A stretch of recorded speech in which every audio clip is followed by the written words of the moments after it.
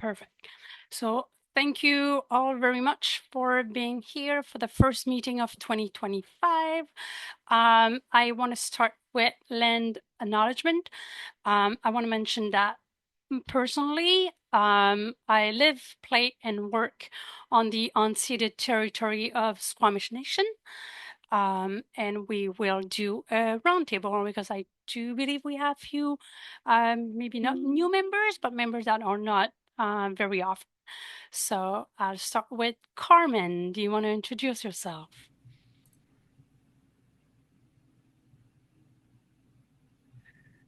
My name's Carmen Stacy, and I attend this roundtable on behalf of the Pemberton Wildlife Association. So my comments are are confined to wildlife issues with solid waste.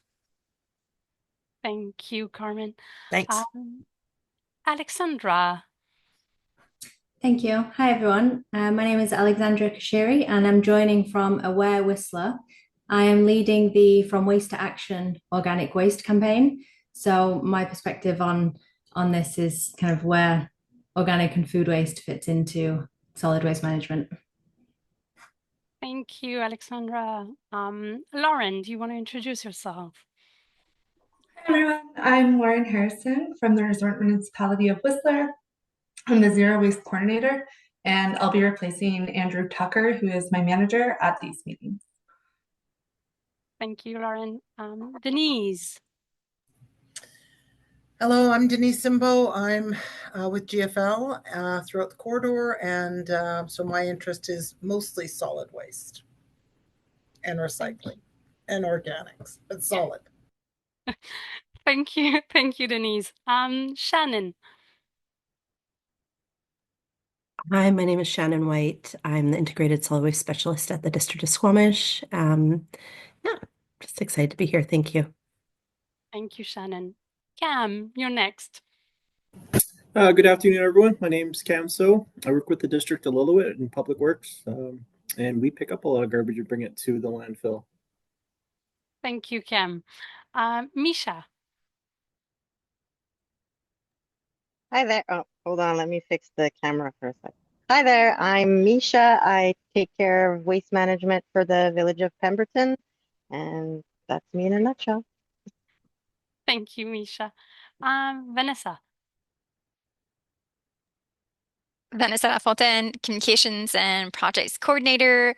I work for the Environmental Services team, but I'm mostly intertwined in solid waste with Marilou. Thank you. Okay, so next point on the agenda is the review and approval of the agenda. So Vanessa, do you want to share your screen?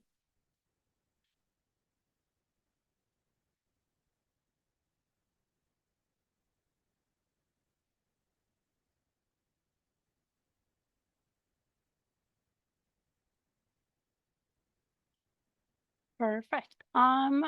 Is there any do you guys have anything to add to the agenda? I don't see any hands. Can I have the approval of the agenda? We have Lauren and Carmen. Thank you. Thank you very much. And we will do the review and approval of the minutes from the November 28, 2024.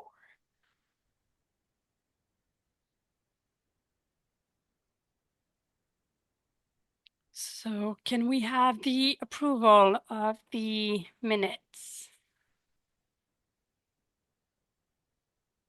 We have Shannon.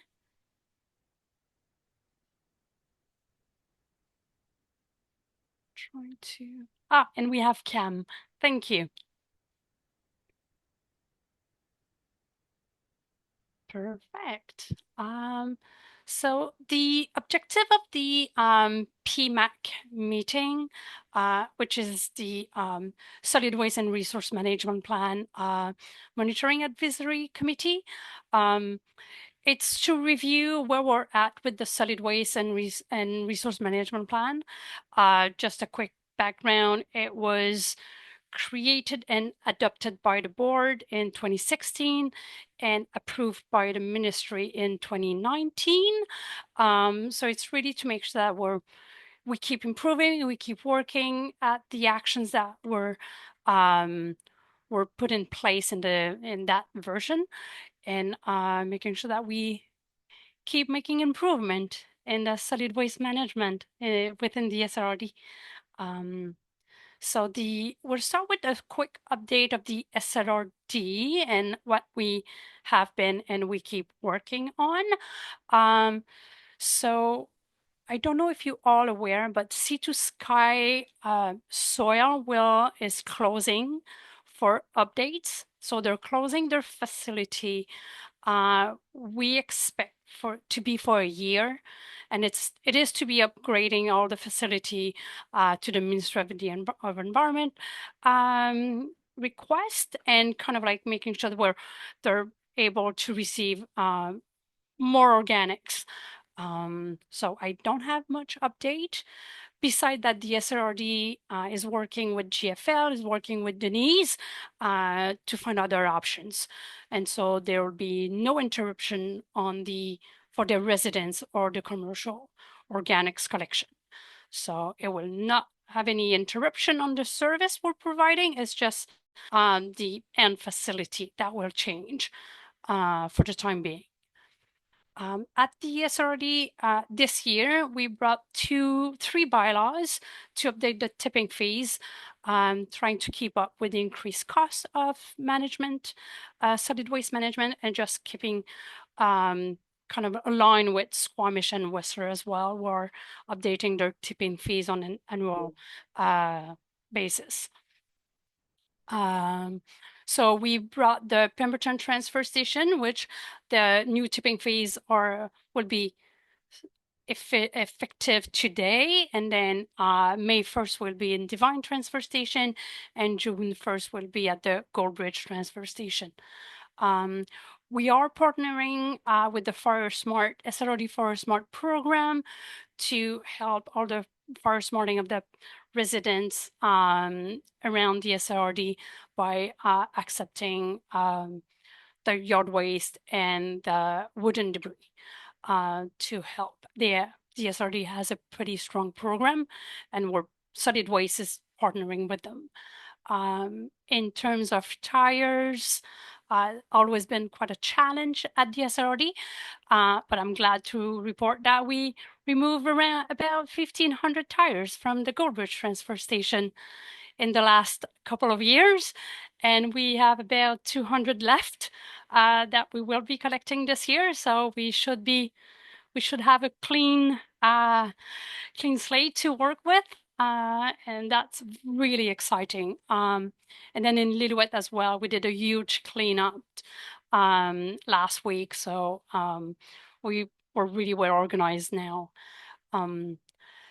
Yeah, that's the big update. I'm not going to go too much in detail with the operation. That's not really the plan, the goal of the solid waste management plan. We are completing an efficiency review for the Divine transfer station, trying to find ways of being more efficient, trying to find efficiency in the cost of handling the materials, but also in the service that we can provide to residents. In terms of household batteries, in 2024, we strengthened the program with the call to recycle. And I just want to update that because of the good work of GFL and call to recycle, we will have the curbside collection in the week of April 21st with District of Squamish as well. So we're always happy to have that. It was a great success last year, so I'm looking forward for this year as well. And then in 2024, we did a waste audit in partnership with District of Squamish for Britannia Beach and Furry Creek residents. And in 2025, we're planning on doing one for the Pemberton transfer station in collaboration with Whistler. So those are my quick update. If you have any questions, let me know. Otherwise, I will let Vanessa provide her update on the outreach and education programs. Sure. So quick update for the end of 2024, seeing as our last meeting was in November. In December, we ran the holiday disposal campaign over social media. So I grabbed some quick numbers for you guys. And we got 3,399 organic reaches and 26 clicks. So that means that it's not something that we boosted, so we didn't pay for it. It was just that's why organic. We also I attended the Pemberton's Farmers Market in collaboration with Stewardship Pemberton and the Pemberton Arts Council.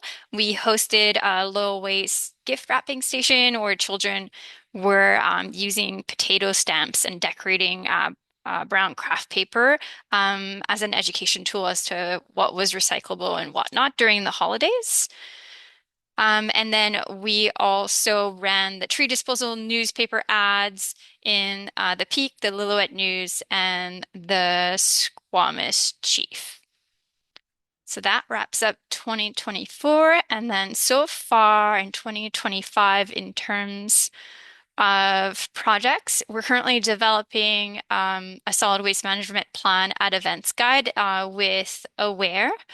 So hopefully we will be able to launch that before we're too much into the summer. We're currently gathering feedback from member municipalities and the industry. In terms of campaigns, in February, we ran a water systems campaign, and although it's not solid waste, we did touch on proper disposal of personal hygiene products and proper disposal of unused medications because it affects both water systems and solid waste. And then in March, it was Food Waste Action Week. So we ran a campaign over social media where we shared the content from Love Food, Hate Waste, and we developed a food storage game and asked our local libraries if they wanted to host the game during Food Waste Action Week. Whistler, Squamish, and Pemberton did participate. So over the week, we had the storage game, which is a refrigerator with Velcro dots, and kids were invited to try to put the right food in the right places. And there was cues on the refrigerator as to what compartments of the refrigerator serve what purpose. And then there was also a wooden crate for items that go in the cupboard.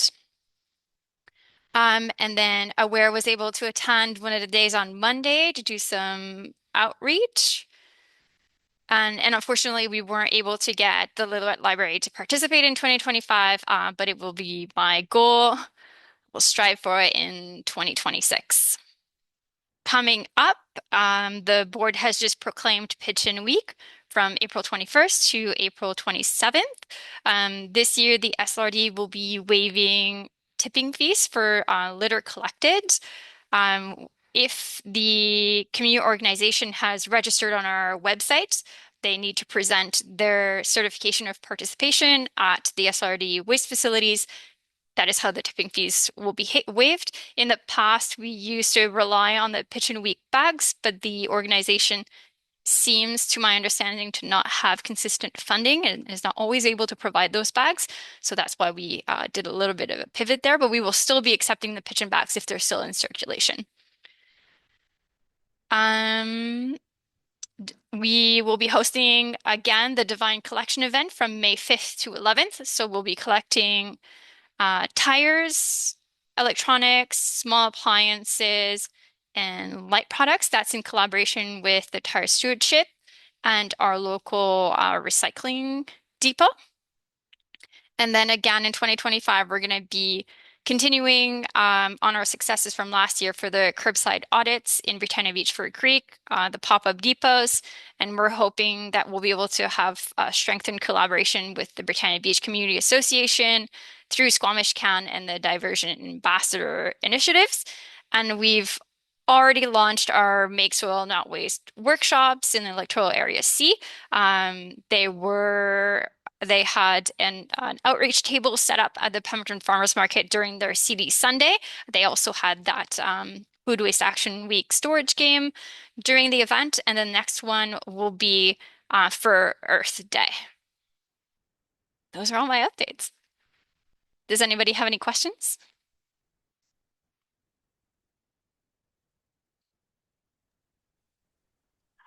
Oh, yeah. Shannon, go ahead. I actually saw yesterday at the Squamish Library the game that was like the refrigerator with the things. Sorry, maybe I missed it. Is that from SLRD? I don't Yeah, know where they got it from.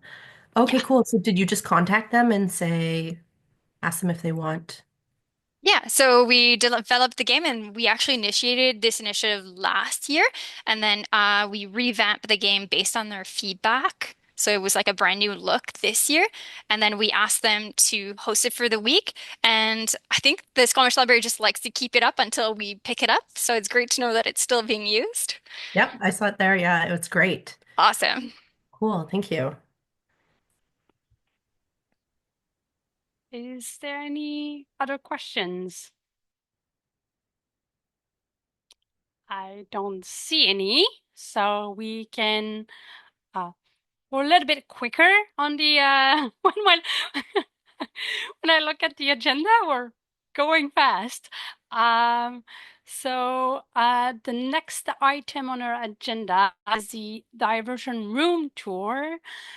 So we have Laura, but am I right to assume that Shannon, you'll be speaking about it? No? We could just be a little bit too quick for Laura, but I can send her an email.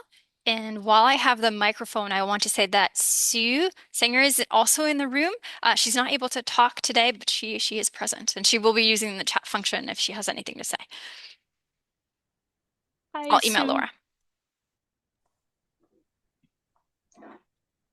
If it's easier, I could also present now and Laura could go after. I don't know if that makes sense. Yes, I was going to suggest that. So, yeah, Lauren, if you want to take the opportunity to update us around construction and demolition waste best practice. Absolutely. So I do have a presentation, which is a slideshow, which I feel like is always my hardest part about a presentation. So give me a minute and I will get that started.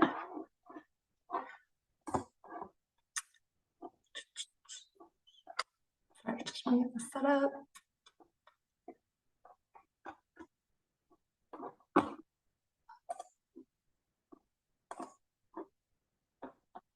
Okay, can everyone see the slideshow? Looks good. Okay, perfect. So as I introduced earlier, my name is Lauren Harrison, and I'm the Zero Waste Coordinator with the RMOW.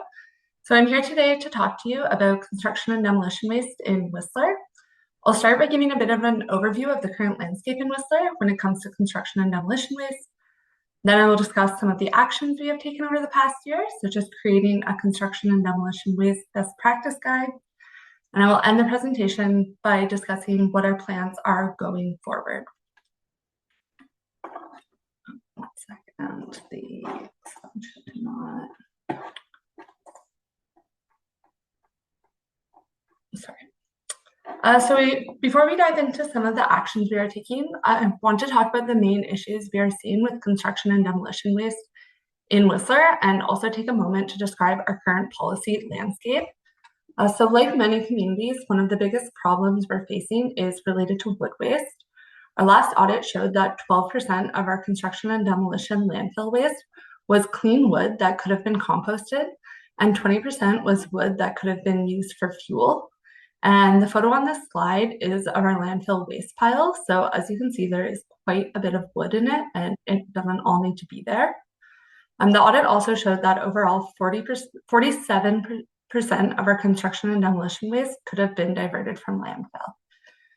So I think you are all quite informed. I'm not going to go into all of the reasons why this is an issue for sustainability, but Whistler does have ambitious sustainability goals, and we do need to tackle this construction and demolition waste problem to make progress on the goals. So currently, waste from construction sites is managed by our solid waste bylaw. And this bylaw requires that construction sites have 3-stream waste management systems. So they need to separate their waste into recycling, organics, and landfill waste.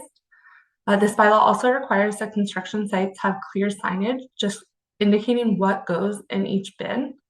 And so as you can see from this photo, Sea to Sky Removal is doing a great job on their construction sites. This is what we would like to see at every site, but it is definitely not what we currently see at every site. And so we have explored creating other policies, such as a green demolition bylaw, similar to the one in Squamish. However, our building department really wants to see more education and engagement happening with the industry before we push any new policy changes. So this year, we are really going to focus on education and make sure that the C&D industry knows about our solid waste bylaw and knows about some of the best practices related to waste management on construction sites. So that brings us to our construction and demolition waste best practices guide. We created this guide last fall in collaboration with the Synergy Foundation, which is based in Victoria. And Synergy created this guide by reviewing research and policies in other municipalities, interviewing local builders and waste haulers, and also visiting our transfer station to see what is currently happening on site. And as I mentioned in the previous slide, the driving force for creating this guide really came from our building department. So here you can see an overview of the different sections of the guide. They are laid out in order with the zero waste hierarchy. So we start with design and procurement, which is tied to rethink and redesign. And then we move down to waste diversion and management, which is tied to recycling and residuals management. So I'll just briefly go through each section and I'll discuss some of the highlights from each section of the guide.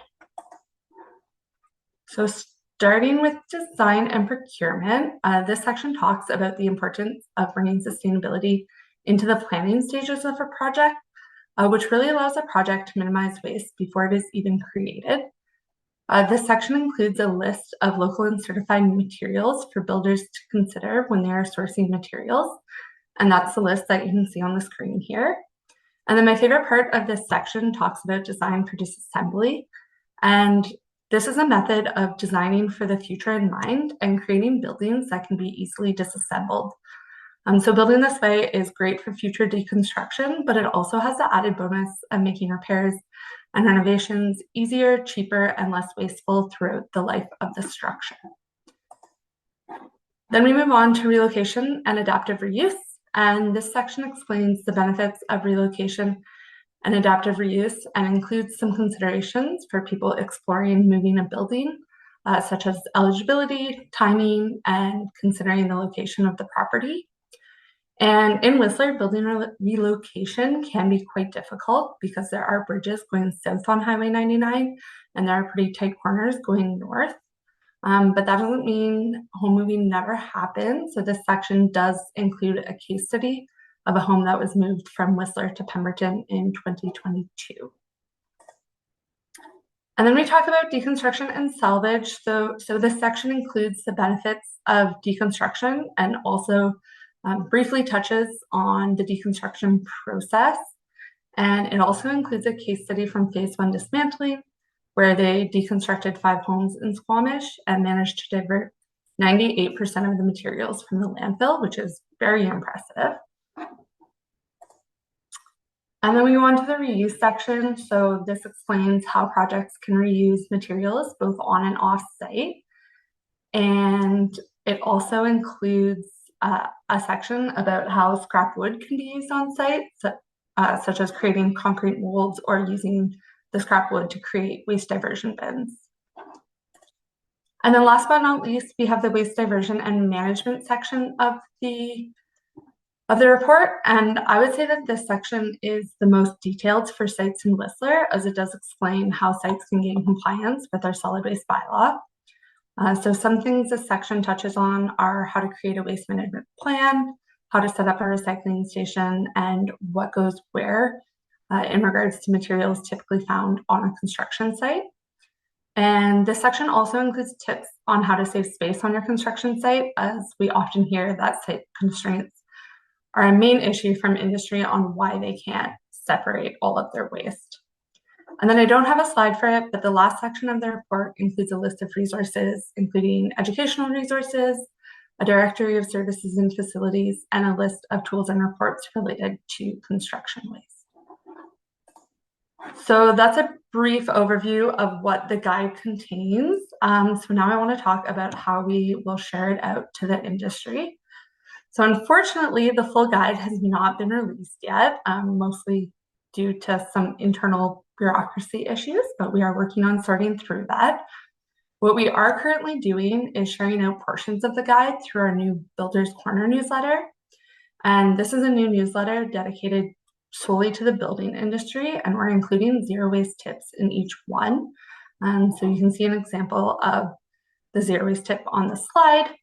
And then we are aiming to launch the guide later this year. And once we do, we will also host a builder's breakfast to present the guide. And then because this guide is quite long, I don't want to print it out. So I will be creating a one-pager that highlights some of the main points that I can share on site visits or at our building department front counter. And that one-pager will include a QR code or a link to the entire guide. I am happy to share out this guide to all of you. So if you would like to see a copy of it, please let me know. And then lastly, I just want to talk about some other actions we are taking in regards to construction and demolition waste. So we are currently in the process of updating our solid waste bylaw and also making some operational changes at our transfer station. So in our solid waste bylaw, we are creating clear definitions for wood waste to make it easier for people to know what wood can be diverted for reuse, what can be composted, what can go to fuel, and what needs to go to the landfill. The photo on the left is the wood waste pile that gets used as fuel, and the photo on the right is the one I showed earlier that goes to the landfill. And as you can see, there's a lot of incorrect wood in both piles, so we want to make it clearer for users where the wood belongs. And then we're also considering allowing salvage at our transfer station for things like wood offcuts and pallets. As for future policy options, our building department is currently going through quite a lot of changes in regards to their permitting process. So we're waiting for those to stabilize, but once that is stabilized and we have done some more engagement and education with this industry, we will be looking at additional policies. And that is everything for me. Are there any questions?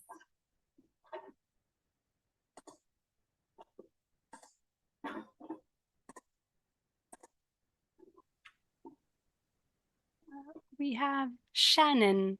Thank you very much, Lauren. That was really, really interesting. No problem. I'm glad you enjoyed it. Yes, Shannon. Hey, Lauren, that was really great. It's really, really cool to hear what Whistler's doing. I know you said that you're sharing these sections out in pieces right now as you're working through kind of internal process on how to get it out as a whole. Have you heard any feedback or comments from the industry at all? Like, certain sections seem more useful, or, are they displaying them in a certain way, or yeah, just any feedback you might have heard from the building community?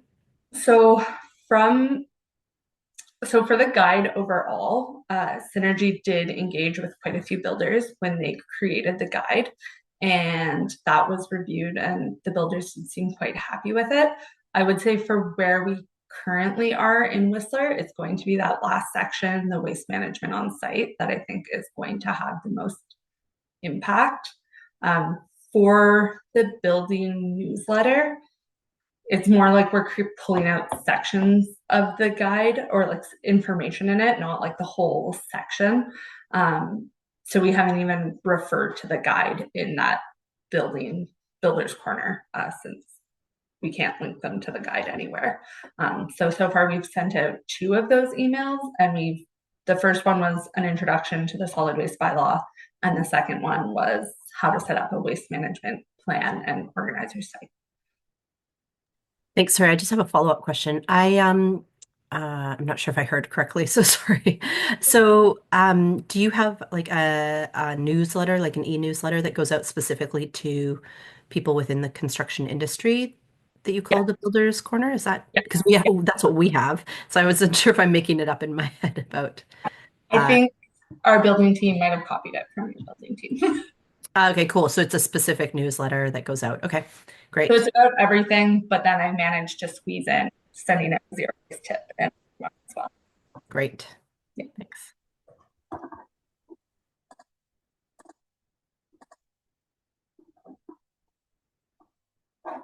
Thank you.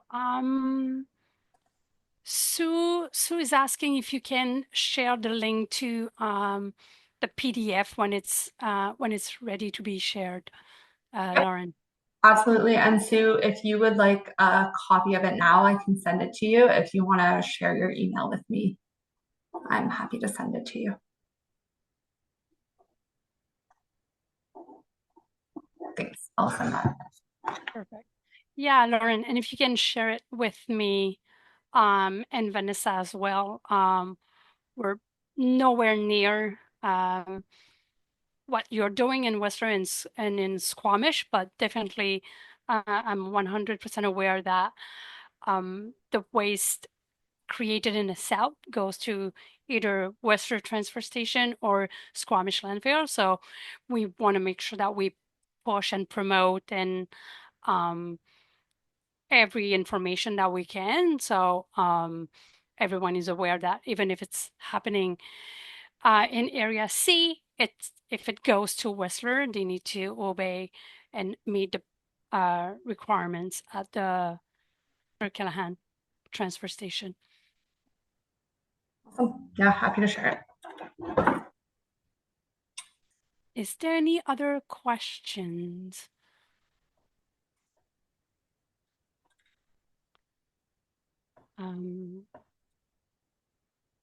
I am going to throw Squamish under the bus for a minute, as I usually do. I know there was like cafe happening yesterday, and I wanted to know if you guys were able to provide like a quick update, because I think it links to the same more or less the same subject. If it's too soon, Nope, happy please. to. Hi, everyone. I'm Laura Wittenzelner with the District of Squamish. I just jumped on a few minutes ago because I think I'm next on the agenda anyway, so this is perfect. Yeah, we had a builders breakfast yesterday that was focused on construction and demolition waste diversion, so quite a specific one, and the first one we've done this year. It was really well attended, and we thought it went really well. We had a few local speakers that were talking about how one was from a builder in Squamish, or actually the builder operates throughout the corridor, and they spoke about waste diversion on their sites. So from, yes, the setup on their construction sites, container management, how they educate their staff, how they integrate it into their processes, but also procurement, design, how all that plays in, how they organize their teams to design in a very lean way. And that was, I thought, very fascinating. And then we had a speaker talking about basically the end markets. This was from someone from Squamish Rebuild, nonprofit in Squamish, and they were speaking about the opportunities for the industry to work with them and to basically give construction demolition materials that are salvaged out of sites another life. And there were a lot of great conversations in the room, I thought. Lots of, valuable interactions between different members of the industry. Mm-hmm. Oh yeah, and sorry, maybe I should add, we have been working on some resources especially for deconstruction. And so we handed out our new deconstruction waste diversion brochure and asked for some feedback on that. So hopefully we'll get some input and see if there's anything that's missing. We're hoping to publish that within the next couple of weeks. And this is supposed to be just another way of, supporting the industry to advance their waste diversion efforts.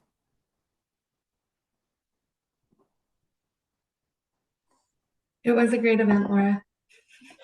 Lauren was there, I was going to say. That was really good. Thank you. Thank you very much for that quick update, which is under the same subject, but yeah. Do we have any other questions or comments for either Lauren or Laura around construction demolition? I don't see any. So we can then ask Laura to give us an update on the diversion room tour that we did at the District of Squamish. Sure. Yeah, let me share my screen. Okay. Can everyone see that okay? All right. Yeah, like I just said, my name is Laura. I'm with the District of Squamish, the Outreach Sustainability Coordinator, and I was asked to give a quick recap of our waste room tour that we had in Squamish a few weeks ago. We call it the good, the bad, the ugly. And this was the third or fourth waste room tour we've organized over the years, but the first one in probably 2 years or so. And yeah, the intent is to look at commercial and multifamily home waste rooms in downtown Squamish this time and review some best practices, not such best practices regarding layout, design, access, and some other elements that are important to know. The background of the tour, a little bit of background for you. So it was organized by GFL Environmental for district staff mostly. GFL is the District of Squamish's partner for curbside collection. And they've organized this for us before. We worked together on this, but they put together the examples of the rooms and toured us around. And this was intended specifically for district staff who are in touch with waste rooms in the widest sense. So it was members of our solid waste team, people from bylaw, planning, and engineering. And we really wanted to get specifically planning and engineering involved because they are the teams that review development permit applications. And so they are the ones that are often directly in contact with developers and applicants for permits and the ones who are the direct line of contact. And so it is our goal that they are educated on our requirements, on guidelines that we have around this, and that while we're always happy to help and support and review as well, it's great when there's just a base knowledge there. And those rooms are a great opportunity to highlight why it is important that we have those guidelines and why it is important that we apply them and we make sure that developers comply with them. We also invited some external partners. Vanessa and Marilou were both there, and it was pretty well attended. Also a very sunny day, so great day to walk around in downtown Squamish. We highlighted some positive and negative examples of waste room design. Access, diversion options is another big one, and layout. And I referred to the solid waste technical design guidelines just a second ago. I'll talk about them a little bit more in the next slide. I'm sure most of you are aware, but these become really important during the development application stage of new developments in Squamish. And we have had them in place for over 4 years now. So the solid waste storage technical design guidelines, big name. Basically, they help us review applications and consider if the waste rooms designed and proposed meet the requirements that we lay out and that the district wants to be met. So they help with the design of suitable solid waste management spaces that meet our regulations and diversion targets in Squamish. They help create waste management spaces that are safe, easy to use, accessible for everyone, and also help prevent human-wildlife conflicts. So things like, how enclosed does a space need to be, and what containers do you need are very important. We also, in those guidelines, provide tips and formulas for calculating the space required based on use. So how many people are in there, how many people live in the unit, what are the commercial spaces like, and what does that translate into in numbers, amounts of containers, totes, and also servicing frequency, that's pretty important to consider. And so we provide some calculation methods for that are quite easy to do for developers, and an easy way to help make sure that the space is sufficient. Basically, those guidelines regulate and provide information regarding design and layout is a really big element. We want to make sure that everything can be serviced easily. We want to make sure that the space is big enough and accessible enough. Tote requirements is another big point. How many do there need to be and what kinds? So, how many recycling containers, what kinds of recycling do we want to see? And just how big does a landfill bin need to be for the number of people in the building? Space requirements based on those totes. And then access and servicing is another very, very important point, and becomes increasingly more relevant for us to consider with seeing more density in housing development. We're seeing that things get a bit tighter in downtown Squamish, and we need to make sure that waste haulers are able to service those buildings appropriately and don't block access completely. We also need to make sure that emergency services can access the buildings. But for this one, we're focusing on the waste service. But yeah, with development getting more dense, those are things we definitely need to consider. And this is what the solid waste storage technical design guidelines are for. It's a compact space where we lay out all these criteria. And this tour was intended to just bridge the gap a bit between this theoretical this theoretical policy and how this translates into action and what happens when they're not followed well. I have some positive examples. I will not show negative examples because nobody loves seeing their buildings shared as a bad example, but I can speak to them. But here's some positive examples and just what we look for and what we outline in those guidelines. Up here, you see just a really generously designed space, the top left corner. This is a waste room that has a ton of diversion opportunities, that is spacious. All the totes and bins can be brought in and out without blocking each other. And it's sufficient. You see a ton of different recycling totes. A really good space. You can't see in the picture, but there's also a roll-up door. It's very accessible and easy to service. Down here, just a good example of various different recycling containers. We don't just want to see one recycling container. We want to see, ideally, all the different categories that we have. The more you divert in there, the more you separate, and the more opportunity you give residents to separate, the better in the end. In the middle, additional diversion opportunities that that can be serviced sometimes through other providers. This one here is an example of a building having containers for refundables, so beverage containers. And we checked those out wherever they were available, and they are really heavily used because it just saves people the hassle from, having to go to the bottle depot or elsewhere, to the recycling depot. They can just return it in their building. And I think the more that can be offered, the better we'll see in terms of diversion.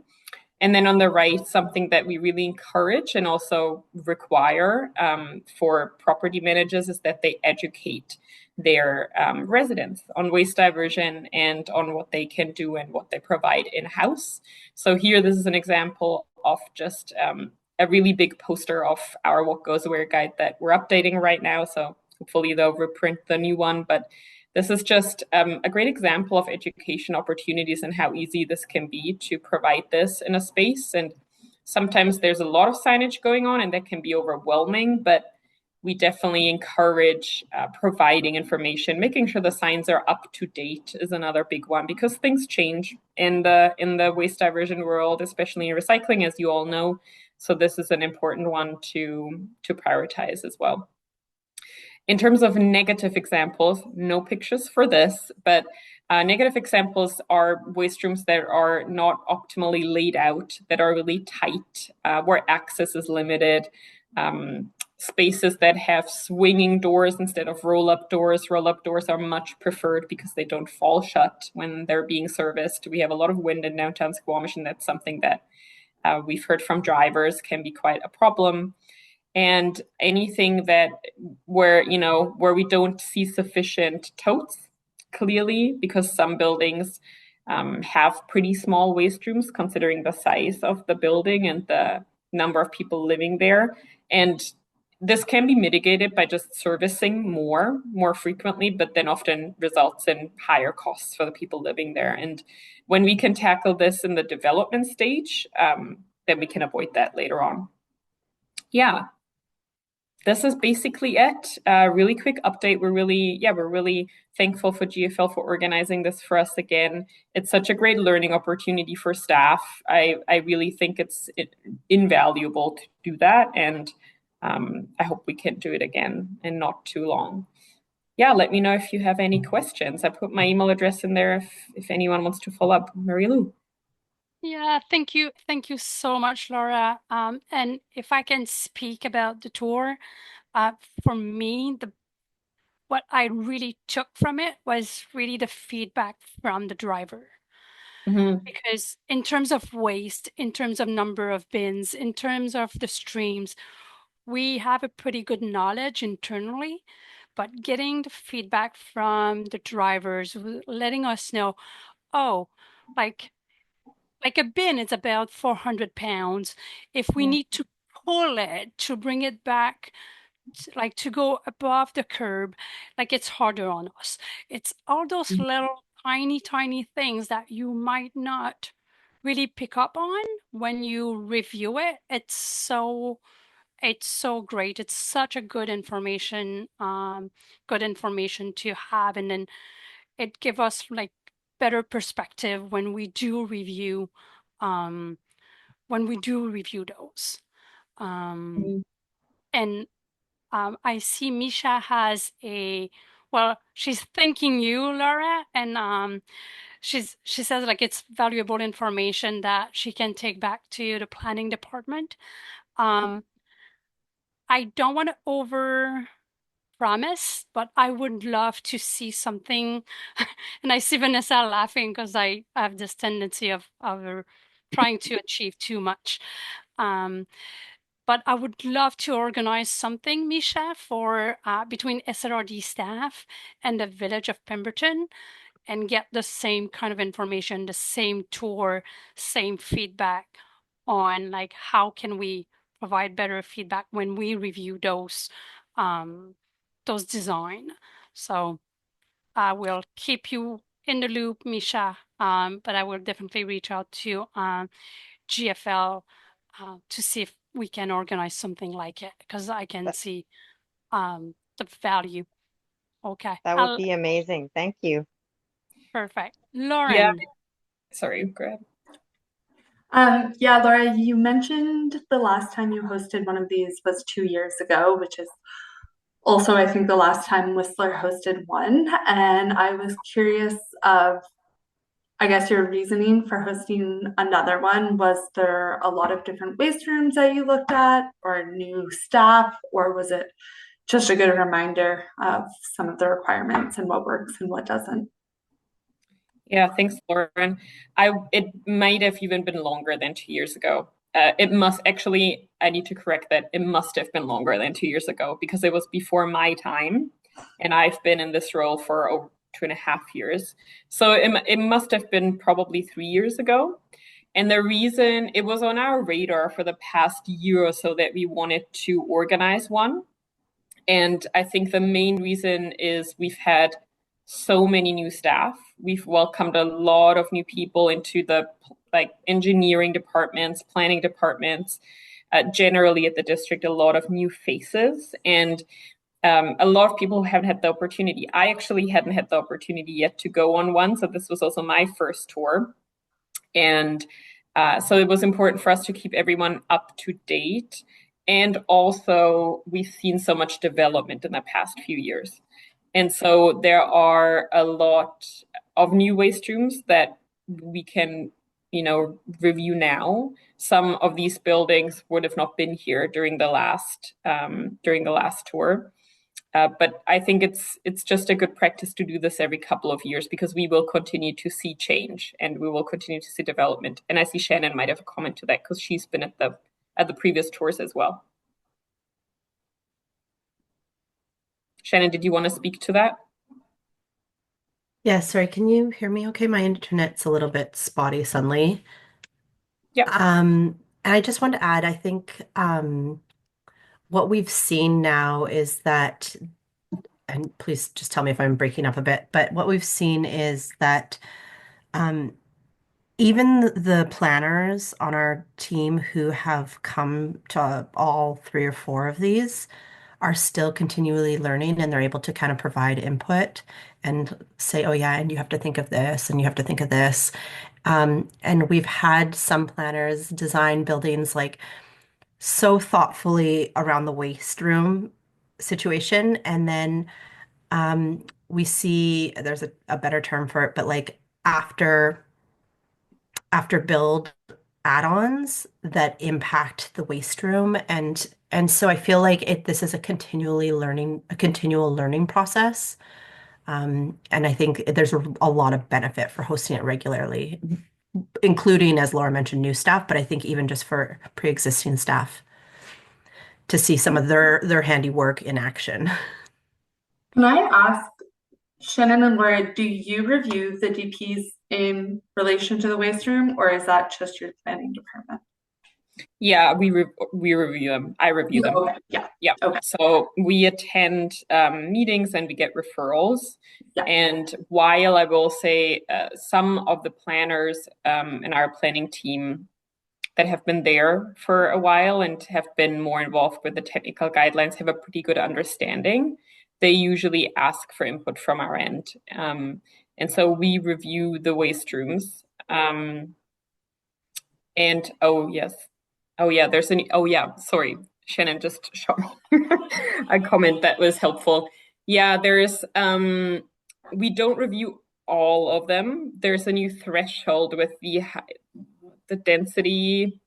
God, I cannot formulate this properly, but there's the threshold of we have a formula for units that are, I want to say, under 6. Shannon, please correct me. Do you want me to jump in? Yes, please. So the District of Squamish, with the new densification guidelines that are required by the province, we have changed our DP like under our OCP threshold. So before, anything that was 3 units and above, we reviewed and had our technical waste guidelines were applicable to them.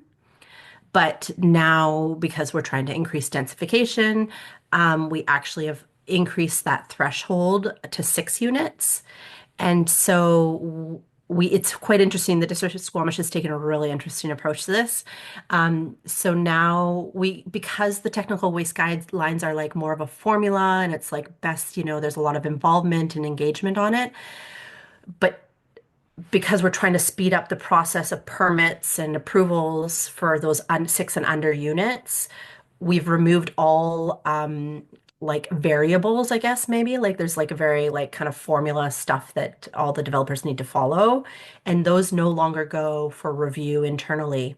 So it's actually quite interesting. So Laura definitely reviews everything kind of like 6 and above, which is a lot, but all those like single family homes that are being rezoned to 6 units or 4 to 6 units, now what the District of Squamish has, we've embedded a prescriptive formula into our DP guidelines, which is 3 meters squared. We did the calculation with our planning team. It is not that large, but maybe it's big enough, like because you're thinking up to 6 units. 3 meters squared is it big? So we designed kind of like we mapped out a bunch of, recycling containers and stuff like that to make sure it would fit diversion opportunities. That being said, maybe one day we will change it. But right now, anybody that's 6 units and below automatically has to have a waste room. Sorry, between 3 to 6 units has to have a waste room that is at least 3 meters squared. So it's just straight up put in there. And that's part of like that trying to speed up our processes kind of thing, if that makes sense. On this note, I will say, I don't know if your communities have looked through this yet, but I attended a Squaniday conference in November, and I was actually on the panel talking about this, and it was very interesting because we took one path, and other communities are going to try and keep their communities on curbside collection, but then like sharing totes and stuff like that between households, like separate households. It's actually quite interesting. It's a new kind of thing everybody's trying to navigate. So yeah, that's the approach District of Squamish is taking. So not everything is being reviewed anymore. That's it. Okay. Sorry, probably into the weeds now, and we'll stop asking questions. But so 3 or more units, like they're required to have a contract with a waste hauler. They're not on curbside. Yeah, we put that into our OCP probably in like 2018-ish, around there. Mary Lou, I look at you as well, if you remember. And we did that for wildlife. That was a specific wildlife attractant. It's not perfect for diversion, so that's why it has to be mirrored with the solid waste utility bylaw that requires diversion like opportunities on multifamily homes. But yes, because what we were finding is that a lot of our townhome complexes were being built smaller and tighter, and nobody had garage space for all their toys and their cars. And the one thing that got put outside was the waste bins. And so all the waste bins were getting like pulverized by bears, especially those that were bordering on like a wildlife, like the forests or the estuary. Yeah. And so we changed our requirements. So yeah, anything that's 3 and above. I'm feeling grateful for Deepa's. Leave it at that. Is there any more questions?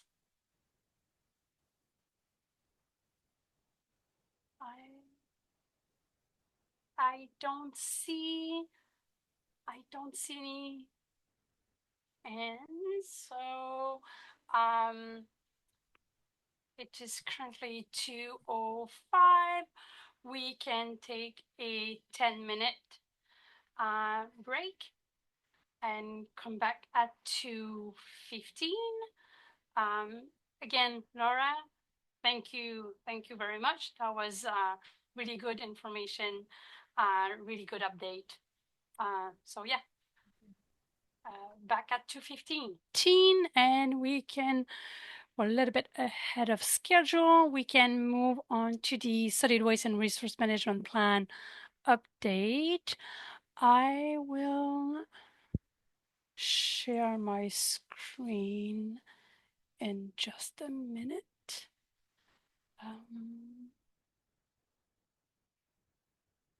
Okay. Sorry about that.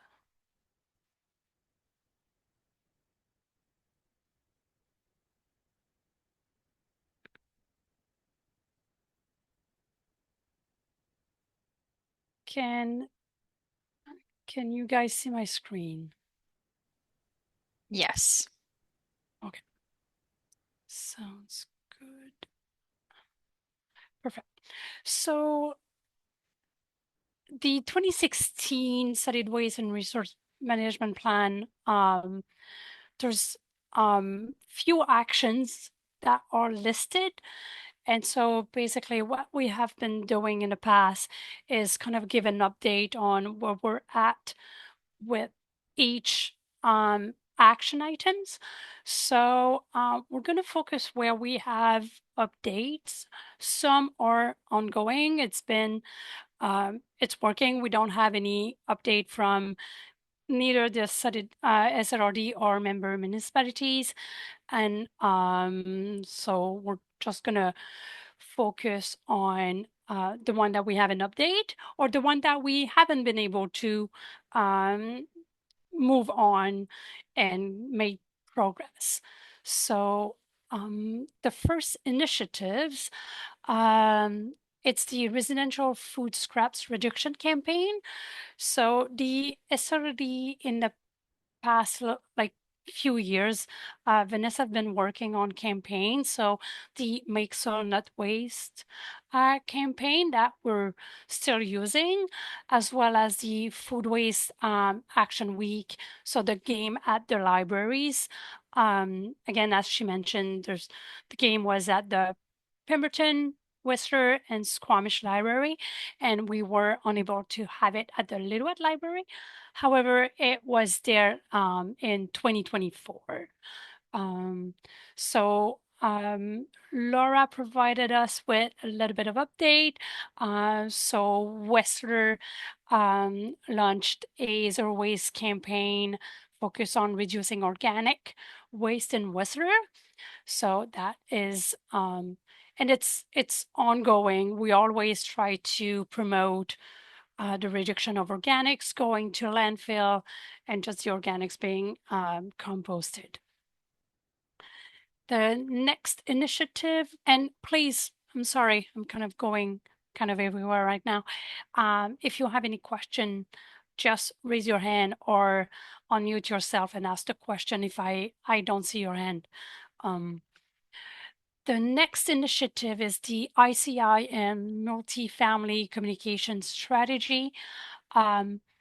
Unfortunately, we were hoping to make some progress in 2023, 2024.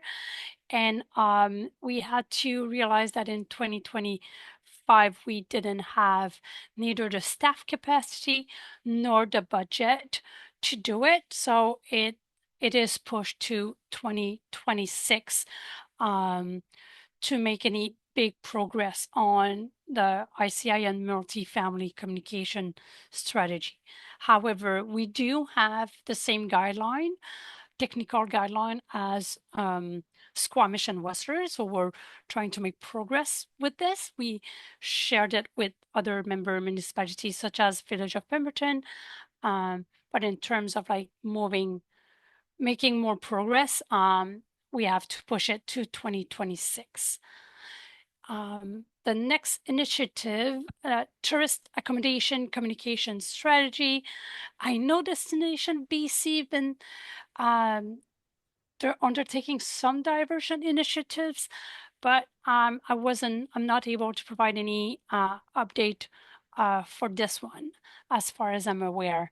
And then I don't think that the District of Squamish had made any progress on this one either. Mahdu, question for you. Are you inviting the member municipalities listed on the item to provide an update if they do have one as you're going down the list? Yeah, well, Squamish and Whistler provided their update on the document itself, but if I'm missing anything, please, by all means, provide more updates for sure. And if you have any questions, I don't want this to just be like a list of items. It's not we're not, yeah. So, construction and demolition communication strategy. So we heard like Squamish and Whistler have been making progress on this one. We have not been able to make any progress again. We're not going to make much progress in 2025. However, we really want to push on what Whistler and Squamish are doing. Again, because most of this, all the waste in the south of the SRRD is going either to Squamish landfill or to the Whistler Callahan transfer station. So we're going to push any initiatives that the member municipalities are doing. So I like the District of Squamish mentioned on this list that they developed a deconstruction brochure. So Laura and Shannon, please, if you don't mind at some point when it's ready to share it with us, that would be amazing. We can also share it with the Village of Pemberton, with District of Lillooet, just for additional information and make sure that we can all share that, and maybe we can try to make progress on this. And then the Resort Municipality of Whistler, they're doing the construction demolition waste tips in their newsletter, which is great. we don't have a specific newsletter at the SROD for the building department. But if there's anything about this, we would definitely try to provide additional tips. If Misha from the Village of Pemberton, if you have any update, please raise your hands. Also, we're going to do a roundtable after, so we're all going to have the time to provide additional feedback. So it's I think we made like overall, like in terms of the in terms of the SRRD solid waste management plan, there's been quite a bit of movement, quite a bit of progress from the District of Squamish and Resort Municipality of Whistler for the construction and demolition. Definitely a lot of progress. The SRRD, not so much. Coordination of local governments, internal zero waste initiatives, it's ongoing. I think it's always something that we, all member municipalities and the SRRD are trying to move forward, do more, and the SRD is working to expand initiatives towards the entire region. It's the same with the expansion of zero waste workshops. There's quite a bit of progress. There's quite a bit happening in Squamish, in Whistler, and the SRD continue to develop partnerships with local organizations. And if anyone is aware of any local organizations trying to put any events that has anything to do with solid waste, please let them know to reach out to us. Sometimes they might not be aware that we can support them, we can help them, we can find ways of expanding those initiatives. Yes, Misha. I just wanted to let you know that we did a oh my God, I'm losing my words. A clothing swap last November. And we would like, well, obviously we'd like to make that a yearly event, but I'm trying to find some information on Repair Cafe, I guess you guys call that.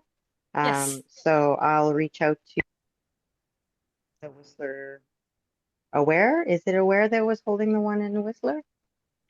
Anyway, I will reach out to Vanessa, who probably has the information, and go from there. Perfect. I'll get you in touch with the right people. And I was going to say, Mahlou, Village of Pemberton and Lillooet last year, I think that both started to gain momentum and hopefully will carry through in 2025 in terms of zero waste initiatives. Yeah, and Squamish Can is also, and we're going to put you in contact, Misha. Squamish Can has been organizing and supporting District of Squamish for the Repair Cafe for a number of years now. And we would like at the SRD, it's a little bit difficult, I would say, to organize Repair Cafe everywhere. So yes, we will love to support and make sure that you get the right information and to be in contact with the right people. I will add that. Shannon. Yeah, I would just add, actually, so Squamish Can has been supporting us, but they don't run them at all in Squamish. It's all the District of Squamish. They're not involved in them anymore, actually. Very much, just like very, very minor. So, and we do have really good comprehensive documentation we can share with you, because we've been doing them for quite a while now. And so we have like the to-do lists, we have our budget, we have like yeah, they're very I would say like at the beginning it was hard, like just trying to make sure we had everything right. But now they're like clockwork. They require very little work at this point. So I think like the beginning's hard, but once you've got your set kind of fixers and the public knows to expect it, the only thing I would say is, and I love our repair cafes, is they're not like we always see max like 60, maybe 80 people come through. They're not like you're not get well, maybe you'll get hundreds, but we don't get tons and tons, but that's okay because the goal, that's not our goal. This isn't like a heavy hitting event. It's like it's really about changing behavior one person at a time and increasing awareness. So I would just say definitely Laura's really got them dialed, and we are happy to share all of our materials with you. Yeah, it's very exciting. Thank you, Shannon. Yes, Alexandra. Hi, I just wanted to jump in just on the Repair Cafe. So Aware is hosting one during Earth Week, just in case everyone hasn't seen the outreach. That'll be April 24th at the Whistler Library. And if anyone has any questions on the Repair Cafe or any of the other initiatives, please feel free to reach out. Thank you. And Misha, I would encourage you to go and see one if you haven't been to one. There's nothing like going and see one in real time to actually understand how it works. Because I remember having to organize one when I was at the District of Squamish, and I did not know what I was doing. And thankfully, Shannon had it really well documented and was really comprehensive. So, but yeah, there's nothing like seeing one in real time before you want to organize one to have a better understanding. But you're definitely with the right people. You have the right people around the table right now to get all your answers, all your questions answered. Sorry. Maru, Shannon is wondering if you wanted them to share their initiatives now or in the roundtable. In the roundtable. Thank you. Okay, Bear Smart backyard composting. So there's minimal, like there's no promotion on the District of Squamish. It's not allowed as per the wildlife bylaw. And then for us, there's minimal promotion. We do have some backyard workshops for areas that we don't offer composting. We don't offer organics collection. So at this point, this is the only way that we can promote diversion of the organics. And so far, it's been going great. We have good feedback, and we haven't heard any issues due to those workshops. We know that people are already doing backyard composting anyway, so we rather provide them with the right information and provide with the right tools to do it in a wildlife in a bear country. The next initiative, it's the EPR awareness. This is ongoing. We try to work with the Minister of Environment, trying to push for more EPRs where there's materials that are challenging for member municipalities. They also have EPR programs, have a 5-year plan that we have opportunities to provide our comments, and we're trying to do as much as possible. So this is just an ongoing thing that we keep an eye on. And every time we can push for more EPR programs, we do so. Maru, can I ask a question to the group while you're on this item? Yes. It came up during the board meeting, where one of the directors was asking if perhaps including the name of the EPR on tipping fee signs would be a good way to promote awareness. I'm wondering if any of our member municipalities or partners have done this in the past, and was it successful?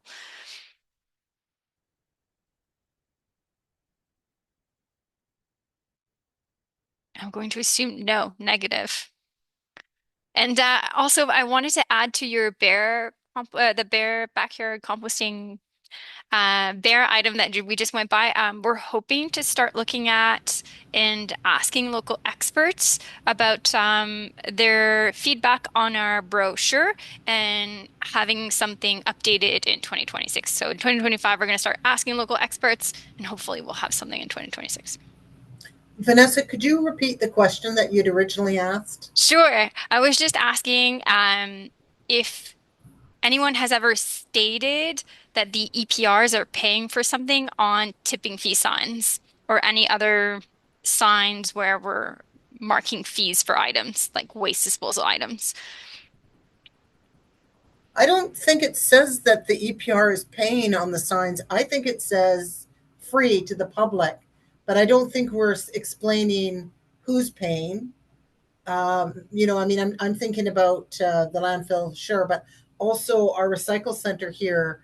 It does have signage that says, that it's the program that is under, but I don't know that that's really an explanation to the public. Now, they don't ask like why they can bring in the paint or the small appliances for free. They don't ask that, but it doesn't say that they're paying for it either. So maybe we could be more explicit with that information. Yeah, and maybe Yeah, I'll touch base with you offline, but that was the question. We just write no charge currently, and the question was, well, could we provide more information on those signage so the public knows why it's no charge? Well, the EPR mostly provides the signage. Okay. So, but that doesn't mean we couldn't add something additional or kind of point that out. But no, I think people think the EPR program is magic. They don't understand. They're paying for it in advance when they buy the product. yes. Right. And so then the money comes back for the disposal. But I don't know that that's evident. Same with the Recycle BC. I don't think they understand that either. But Shannon's got an opinion here. Yeah, and that was kind of like the whole thing was kind of like nothing is free in terms of solid waste and disposal and recycling. So having it at no charge might be misguiding people in terms of like, well, but it's not free. It's at no charge for you guys because you paid in advance, you pay when you buy it. So, and our question as well at DSRD is, when is it too much information that people are not receiving it properly? So yeah, Shannon.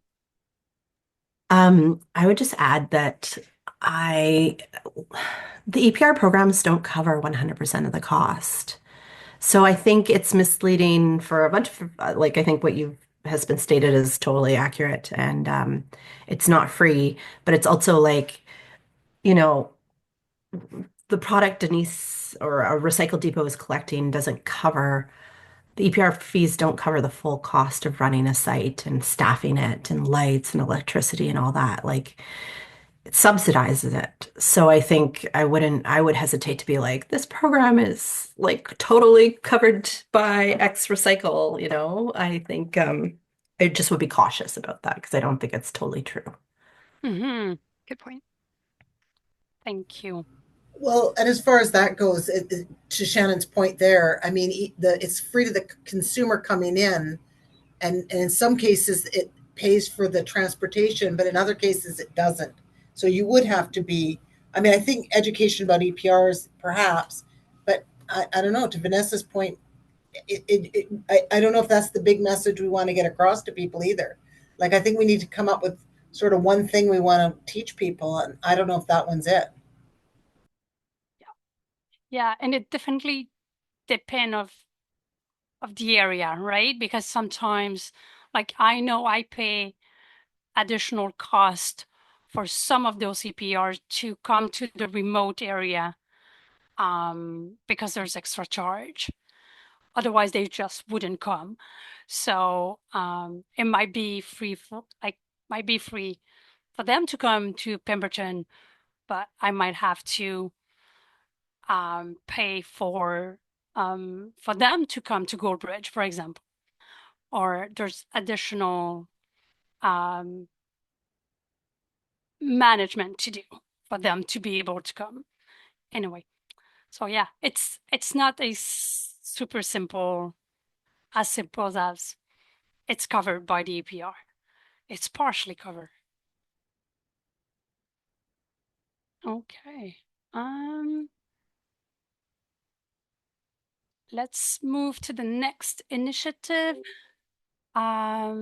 So promote local construction, demolition, waste reuse, recycling opportunities. So I think we keep promoting what we have in terms of construction, demolition. We don't have anything at this point. Again, all those C&D initiatives are going to have to push to 2026 and forward, but we can definitely push any initiatives and documents that Western Squamish have available. Campaign to encourage reduction and reuse behavior that's incorporated into the communication initiatives, and it's ongoing. The Rebuild It Center in Pemberton and in Lillooet. We haven't been able to move anything forward. I can definitely see like a need and a value of having a rebuild center in Pemberton and in Lillooet. At this point, the space is a challenge, but mainly a local organization that would take that on, that will really take the lead, and the SRD could just be kind of like a supportive organization. That's where I would love to see. However, it is challenging. So, but I can definitely see like a huge value in terms of trying to reduce and trying to divert and trying to, it's not just about recycling it, it's also being able to reuse it before it's kind of like the end of life, to be either recycled or landfilled. So yeah, no, unfortunately, no update, no movement, no progress for those two. But if you know any organization that would love to move forward with any of those, please ask them to reach out to us. Would love to help. There's other initiatives that are repeating themselves. So I'm just going to step Fund for Local Zero Waste initiatives. So we have to push the launch in 2026. SRD will work on it in 2025 and try to make progress to be ready in 2026. But 2025 is quite a busy year, as we will be we'll start the update of the solid waste and resource management plan. So we won't be able to launch it in 2025. Establish consistent tipping fees. We're working on this. We're doing like we try to bring the tipping fees to the board to increase tipping fees, not annually, but every couple of years. So we've been able to do that. Bans on specified EPR materials. We're up to date on this one. Curbside collection in Pemberton, that was canceled, and the decision was to build a transfer station. The curbside recycling and or yard waste for Lillooet. The curbside for the recycling, Lillooet does not meet the criteria of Recycle BC. So so this is not going to move, and we really depend on it. Is a Recycle BC program, so it's not a decision that will have to it's a decision that will have to be made by Recycle BC to allow us to do the curbside collection. So no movement on this one. recycling waste at events. So as Vanessa mentioned, we're going to be able to have a final version of the guide in 2025. So that we're looking forward for this one. Require new development to design for tree stream waste management. The diversion storage room technical guidelines is completed. We're working on with this one.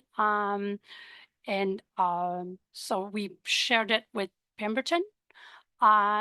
Michelle, let me know if I'm wrong, but I do record that we sent the Village of Pemberton a version of our technical guideline. But if not, let me know. We'll send it to you for sure. Those are repetitive. The expansion of Squamish landfill, it's moving forward. Shannon, you can, if there's any update, you can update us in the roundtable.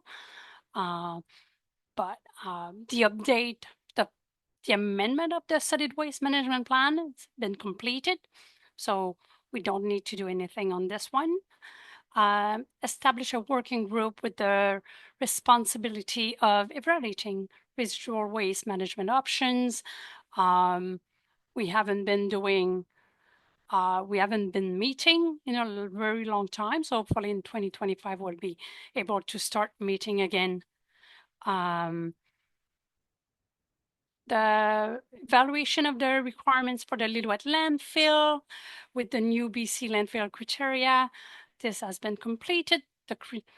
And we're now down to, there's only one thing that still need to happen in 2025, and it's the drilling of the background groundwater monitoring well.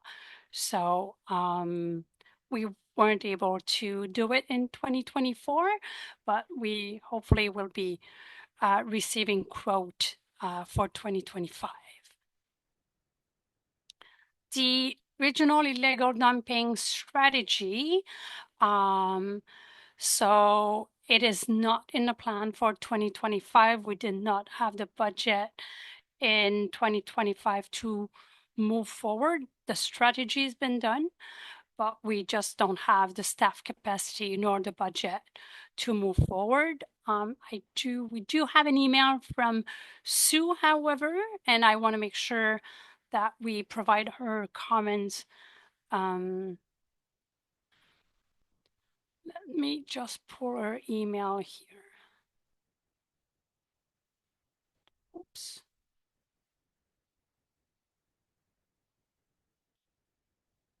Vanessa, can you? My Outlook closed altogether. You're looking for Sue Maxwell's email? Yes, please.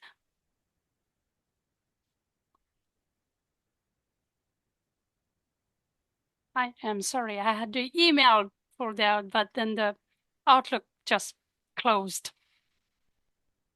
Were you going to just read it out? Yeah. Okay. One thing I was wondering about is the community grants, as I thought it might be good to have a community organization convene the illegal dumping meetings to coordinate the work. But if those are delayed, would it make sense to look into a direct grant to an organization? And then she said that she would be happy to orient the group with the work that was done on the plan.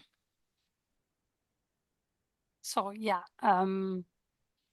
the SRD, we like at my level, with the grant that we like the budget that we have, we don't have any budget. However, I don't know if there are other grants that the organization could apply for in terms of for that kind of a group to move forward. But at the solid waste level, we definitely don't have any grant money or budget to bring this initiative forward. So at this point, the SRD in terms of illegal dumping, we're not proactive, we are reactive. So we send contractors to clean up illegal dumping when we are being made aware. So it's really case by case, by complaints. We double check if it's within SRRD land. And if it is, then we organize a cleanup. But other than that, we're not doing anything else. I would love, however, to hear if there's member municipalities that are being more proactive than the SRDR. So I don't want to throw you under the bus, but Shannon, Lauren, Misha, if you're aware, if your member municipalities are doing anything more than we do, would you mind to provide an update on this one?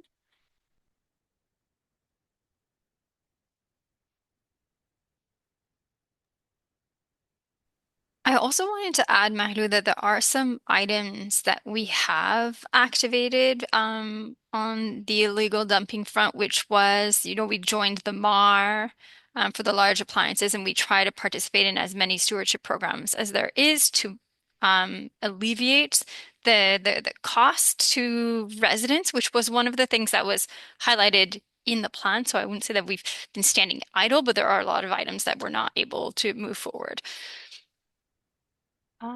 So if I look at in the chat, Shannon is, like mentioned, there's no update from Squamish on illegal dumping. No update to pass on from the village of Pemberton. And I assume no update from Whistler either. It is a challenging one, but yeah, we try to do as much as possible, but in terms of enforcement, it's very hard. You need to find like documents that will really provide you with the proper name so you can do enforcement. Very often we don't have that type of information. We have put signage a little bit, additional signage. But in terms of really creating a group that can be more proactive, we haven't. In terms of the next item, require commercial collection containers to be animal proof in electoral areas. So we do ask for, we do have a wildlife bylaw that requests for animal proof and in storage. However, in terms of enforcement, which is the next item, it's it's a little bit difficult to enforce that at the SRD level. We do a little bit more enforcement in area C and D. In area A and B, not really. I'm not going to speak to the district of Lillooet because Cam is not here, but I don't think there's a requirement for animal proof garbage bin that they put outside at the curbside. But next time I'll ask Cam to update us with that because the district of Lillooet is in charge of the curbside collection of the waste, the garbage stream. Misha, do you have any update on the village of Pemberton?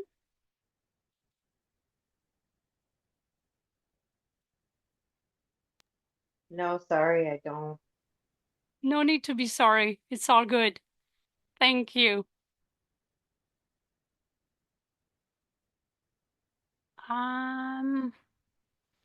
Monitor greenhouse gas from solid waste operations. We do it. It's now a requirement. The finance department does it. And then there's the part that Recycle BC requests us to do it as well, just for the Recycle BC section of the operation. And then the last one, the waste composition study, um, it's ongoing it's been every 2 years for most of the, for the SRR, some of the SRRD facilities and District of Squamish and Resort Municipality of Whistler.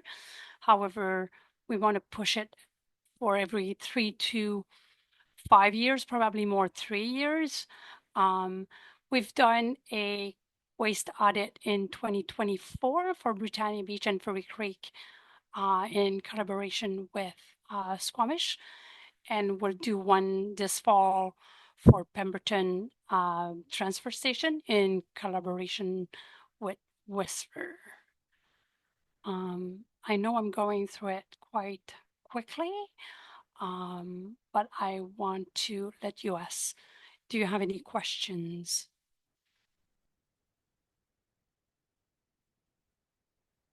I don't see any questions. I'm just going to stop sharing now. And I will open the agenda.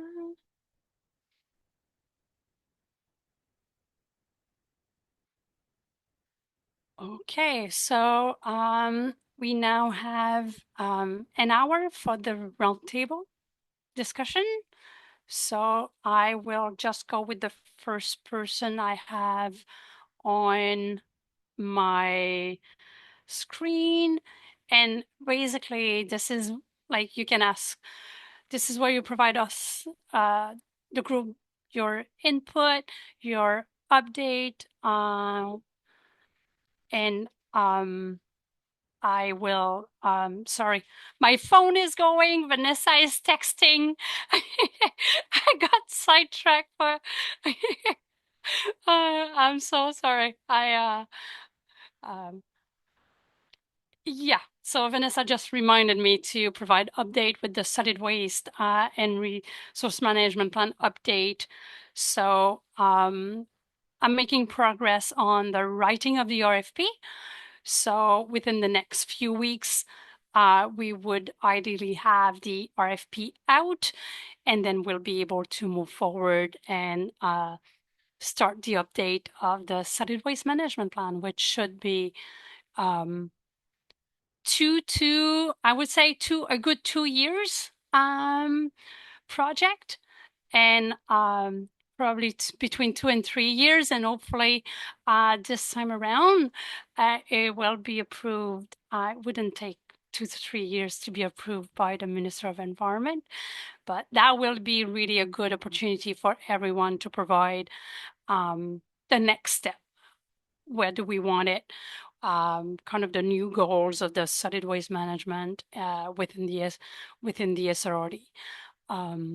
So yeah, so stay tuned. We'll should have it out. Should have the request for proposal out within the next 2 months.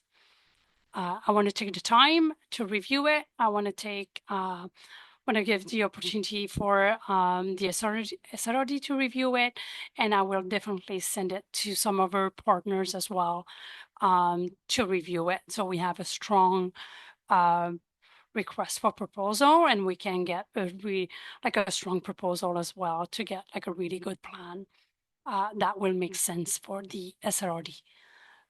So yeah, if you have any questions, please let us know. So the roundtable, for the one who are newer, basically this is where you have the opportunity to share what you've been working on, or your concerns or your challenges. And this is where really there's great conversation happening that we can all share and share the knowledge and the challenges. So the first I have on my screen is Carmen.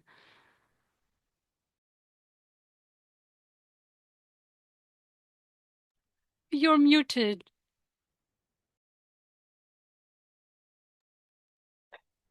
There. I don't have anything to add. Thank you. Thank you so much. Alexandra. Hi, thank you. So I'd love to take the time just to spend a couple of minutes to update everyone about the organic waste campaign.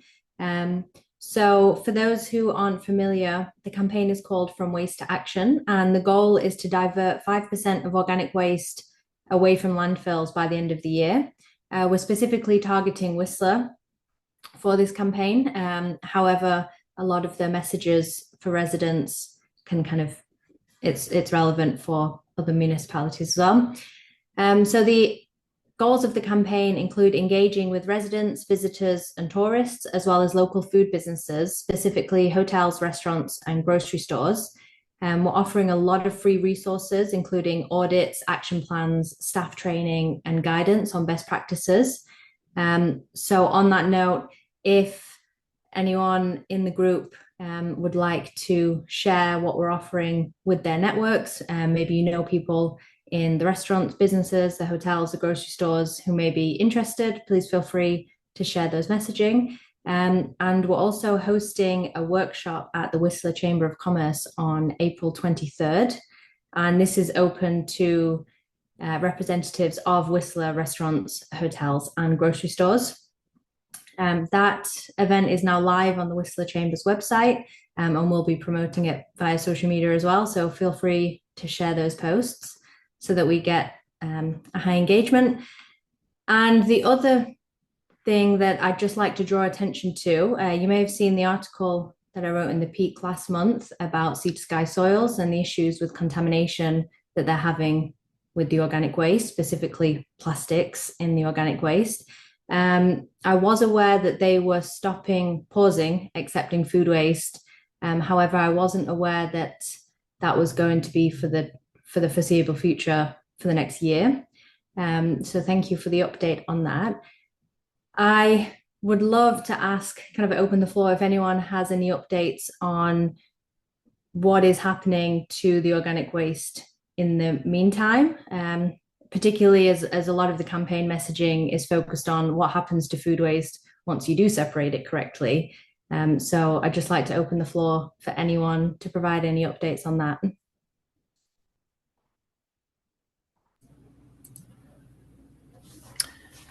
I could if you like. So, unless somebody else wants to, GFL has a compost facility in Delta, and we haul there anyhow. So we're already hauling most of our commercial waste, which would be most of what come out of Whistler, was already going to our Delta facility, and then we were hauling the things that were specific to, we had a contract to haul it specifically to Pemberton. So we took Pemberton compost to the Pemberton facility. We took Squamish residential to the Pemberton facility. But most of Whistler and all our commercial folks throughout the corridor, most of that is going to our Delta facility. So nothing really changes with that. All we're doing now is we're adding in the other portion of the waste that wasn't. We're collecting it and taking that now instead. Okay, thank you. So your messaging remains the same. Okay, I think. Just not specifically. Sorry, go ahead. Yeah, it's just not sea to sky soils, but it is. It's all happening the same way. Okay, amazing. Thank you, Janice. Yeah, and I just want to make sure, like, we don't know how long it's going to be. They're saying like maybe a year, but what we heard is their goal is to be able to update what they need to update in a timely manner. But yeah, the idea was to work with GF and make sure that there's no interruption in terms of service. Okay, great. Thank you. And that's Shannon all on my side. Oops. Sorry, go ahead. Thank you. Shannon, do you want to add anything? No, we're all good. Thanks. Thank you. And yeah, Alexandra, if you have any images that you want to share with us from your campaign, you can always send send us an email. And yeah, we're happy to see that we're trying to target organics with different angles. So hopefully we can get as much as possible out of the landfill. Wonderful. Thank you. Shannon, you're next. So let me just, sorry, can you hear me okay? Had it on a bigger screen. So at the District of Squamish, we've got a bunch of things going on. Not in any set priority. I'm going to talk about them. So yeah, the landfill expansion it's an ongoing project. We're still working through the permitting and land acquisition stages of the project, so not much to report, except that it's something we are constantly working on. Yeah, so that's landfill expansion. The Squamish landfill is still set to be it's on track to be full by early 2030. So we're very conscious of that deadline and working hard to get it set up.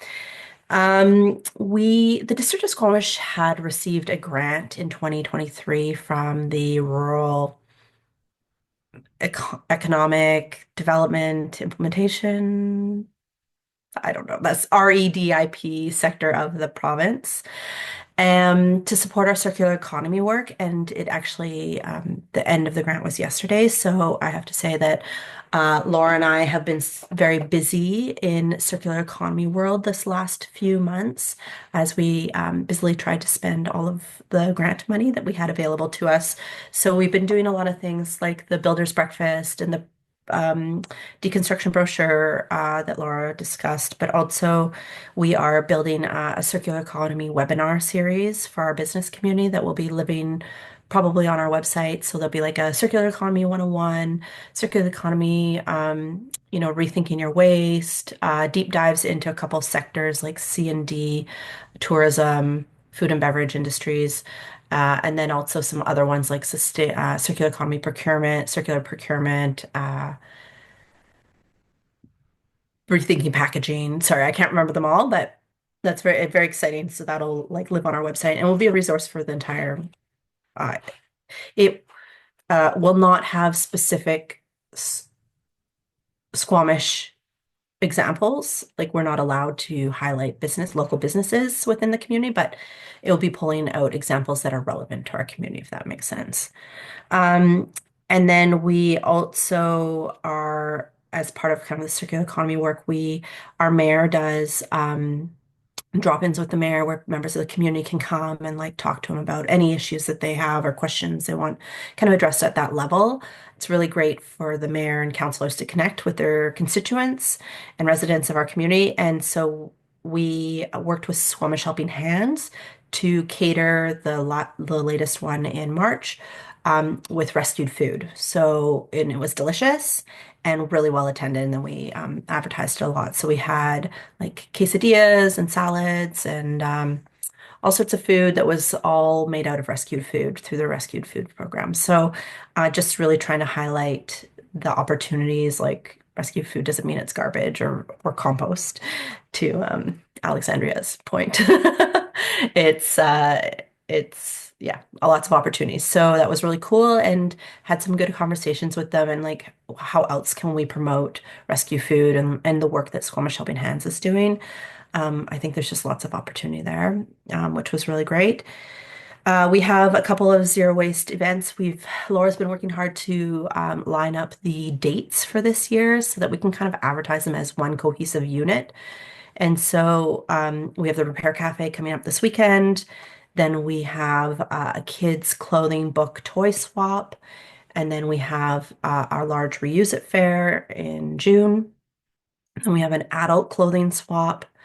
We have another kids' clothing book toy swap, and then another Repair Cafe through. So that's all of 2025. Really great. Lots of volunteers already starting to flock in.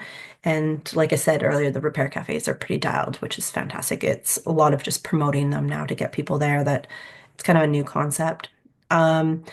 And then pitch in, as Vanessa mentioned, registrations are rolling in. Maybe for once, the District of Squamish will beat SLRD and RMOW. We'll see in the friendly competition that we have between the member municipalities and the Village of Pemberton. I'm not sure. But anyway, yeah, so we are, just community seems keen on pitch in, which is great. Also part of our circular economy work, we are doing a shared asset feasibility study. So what that is originally we were like, we're going to run a platform where people can like share things online. And the deeper we're getting into it, the more we realize it's not a one size fits all. So you have examples like Moto is a car share program, right? That's shared assets, but like that doesn't work for everything. So anyway, we've been running an online survey for residents and the business nonprofit organizations, and then had a bunch of workshops, in-person workshops also, to just kind of find out what people have and also what people need. And it's really interesting what's coming out of it. And who's attending these and who's participating. It's like really cool. So yesterday even we were talking about like maybe we can look at closer to tool library, or which I know there's a pre-existing one in Whistler, but we don't have one in Squamish. So yeah, it's really, really neat. So we'll see what comes out of it. I think it's going to be a large matrix of recommendations. And once we have it, I'll be happy to share, because I think it doesn't apply to Squamish only. Like there'll be, I think things that other communities could take and be like, okay, this would work here or this would work there. So that's pretty cool. And then we also are working on a review of our curbside collection system. While it is functioning and it's great, and GFL is our current curbside collection contractor, we recognize that there's always opportunity to improve. And so we're looking at it through the lens of wildlife attractant reduction, equity and accessibility. So we did a bunch of internal interviews as well as interviews with like the accessibility committee within Squamish. And now we're just developing the report that has like some recommendations of next steps, which is great. So lots to always learn, and it's like a continual improvement, right? And then the only other thing I wanted to mention, or two things, is we are looking at building out an ICI diversion engagement strategy this year. So in the next few months, Laura is going to be working with the business community and kind of finding out what type of resources they need from us. Like, is it waste audit training? Is it signage? Is it, bylaw enforcement? Is it, well, they probably don't want that, but do you know what I mean? Like, there's just a lot of tools in our toolkit, and what is our best opportunity to kind of like make a change and increase diversion rates. And so there'll be interviews with the ICI community and stakeholder interviews and surveys. And then the idea is that we'll spend the summer building the resources, because we hear from our business community that they don't really want us rolling out things in the summer, which makes sense. And so the idea is that hopefully early fall, we'll start to roll out whatever resources we develop in the summer. And then the last thing is that Squamish is working with the Youth Climate Corps. We did this last year, and it was really highly successful. I don't know if any other communities in the quarter are doing this, but it's a really great way to get youth, and youth is a broad term from like, I think maybe age 16 or 18 to like 30, to come. And then so they do a bunch of different projects. They work on a bunch of energy stuff, but also we have them do a lot of solid waste reduction, diversion, circular economy things. So there's a whole bunch of projects that we've got listed out for them. So anyway, I just want to say, if anybody's interested in that program, I'm happy to put you in touch with Ian Pickett's at the District of Squamish, who kind of is that link to the YCC and has gotten us involved in this program. Yeah, and that's it. I'm sure I've missed something, but happy to answer questions. Thank you, Shannon. Always exciting to hear what's happening at the district. Always quite a bit going on. Okay, next on my screen is Denise. Oh, sorry. Do we have any questions for Shannon? I don't see any hands. So Denise, go ahead. Good job, Shannon. I'll give you that one. And actually, I was at the circular economy thing yesterday, and it was impressive, the work they did there. So that's great. You guys have stolen my thunder with the Sea to Sky Soils closing. So I think we've discussed that at length now. I probably don't need to add anything additional to that, except what Alexandra was saying about the organics. The organics, and I mean, I think it is great that they're concentrating on the organics because, as you all know, it's the heaviest item in our waste. So it will have more bang for the buck. It also is creating methane gas. And it's the easiest thing to figure out. It's not like flexible plastics where you have to wonder. It's not like, an appliance or a cardboard, what kind of paper. It's organic. So it should be the easiest thing to figure out. And we've always had about 30% organics in our so this is a question for you, Shannon. We've always had about 30% of organics left in the garbage when we've done a waste audit. And yesterday when I came in at the end of your presentation, but I'm pretty sure you said that there's 38% organics now in the waste audit you did. So I'm wondering, has that now gone up to 38%?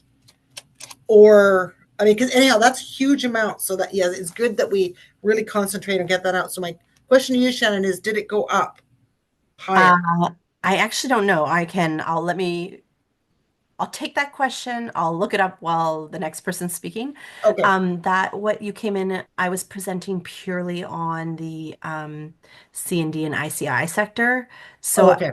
I don't know like because the total average is. That's the one. Okay. I just So had a little panic. My little heart just went because I thought, oh my God, we're going backwards. And so Alexandra's goal is 5%, which it doesn't sound huge, but since we've been sort of fairly static at 30%, and this is corridor wide, like Whistler, Squamish, ICI, and basically everyone, we're always 30%, 30, 31, 32. So 5%, if we can get a 5% movement, if we can move it down to 25%, I think that will be significant. If it's moving up while it's moving down, that will be less, won't be as easy to figure out what we've done. But anyhow, I applaud you too, Alexandra. I applaud all the good work. We are doing a mixed waste pilot currently that just in support of both Whistler and Squamish. Because, and you'll know this from the work that you're doing with the C&D folks and all the construction people, that there are some people who just don't care. They don't have the space on their site. And so what's happening is we're getting a lot of bins still that are filled with a variety of things that if we put in either the transfer station loads, which is going to be landfilled, or we put in the Squamish landfill, it's going to be landfilled. So we've started a mixed waste pilot, which we're trying out. We've only got 1 month through so far, and we haven't taken any Whistler bins yet. We've only just done it with so far with Squamish bins. But so we're bringing in the load. We can see it's mixed. So before we dump it in the Squamish landfill and just eat up that airspace, we're dumping it in our own land and then sorting through and pulling out the wood, pulling out the concrete, pulling out the appliance, the tires, the obvious things. Sometimes, styrofoam. We had one bin that was about 50% styrofoam, as well as sometimes it's plastic. Sometimes it is just, some residual garbage with a lot of wood, et cetera, et cetera. So we're going to try that and see if it's something that we can do. And if we can do it and save any money, I guess we'll try and pass that on. But for now, it's just the goal is to either keep the weights up.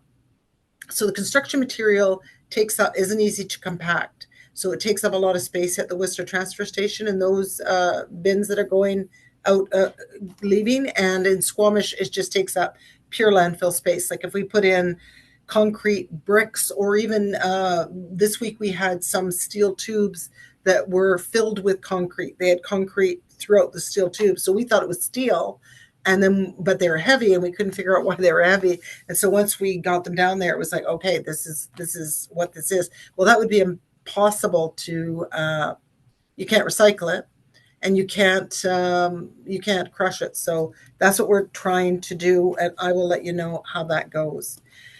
We also, some of you may be aware, we did a curbside battery collection service 2 times last year in Squamish, Furry Creek, Britannia.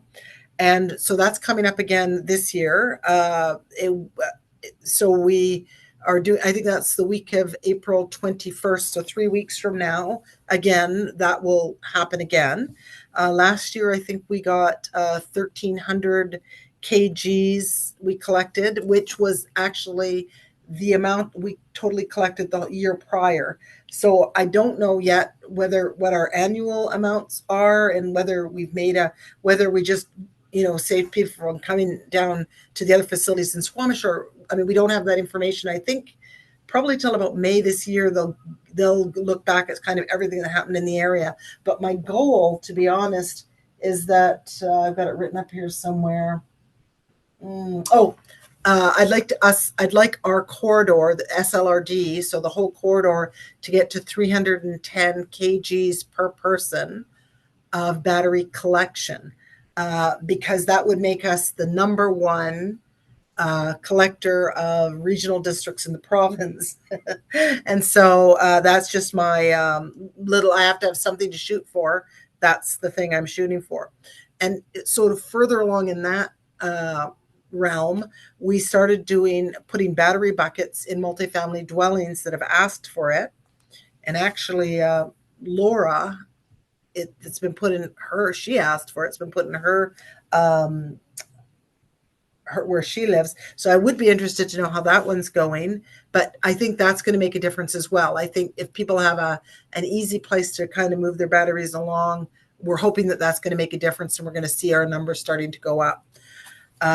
So that's a pilot as well. And then we're also doing which we're going to start here shortly, a pilot also in waste rooms. So Laura, you might be interested in this one.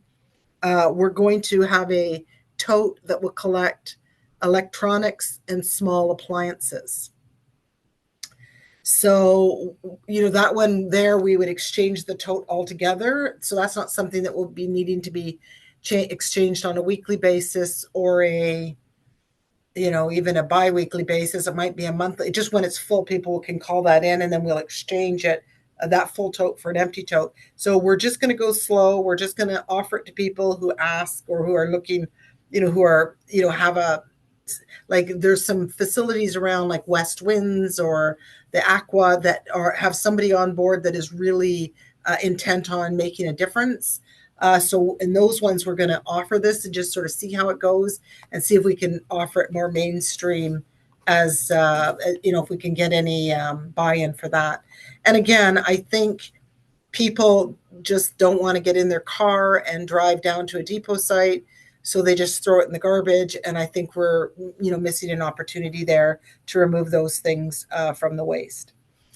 I would have discussed our Good, Bad, and Ugly tour, but you guys have discussed it at length, so I won't. And then the last thing I think on my list is we're doing GFL sponsors an Earth Day poster contest. So that has already been sent out to all the schools in the corridor. And the theme this year, I believe, is battery recycling, electronics and battery recycling. And so we have 2 contests. One is, and I actually don't know how many schools are participating yet this year. I know that the notice went out last week. So you might want to talk to your kids' schools and ask them if they're doing it.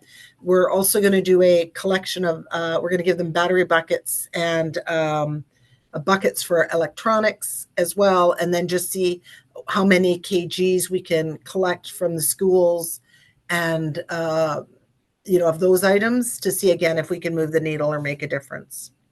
And that's it for me. Any questions?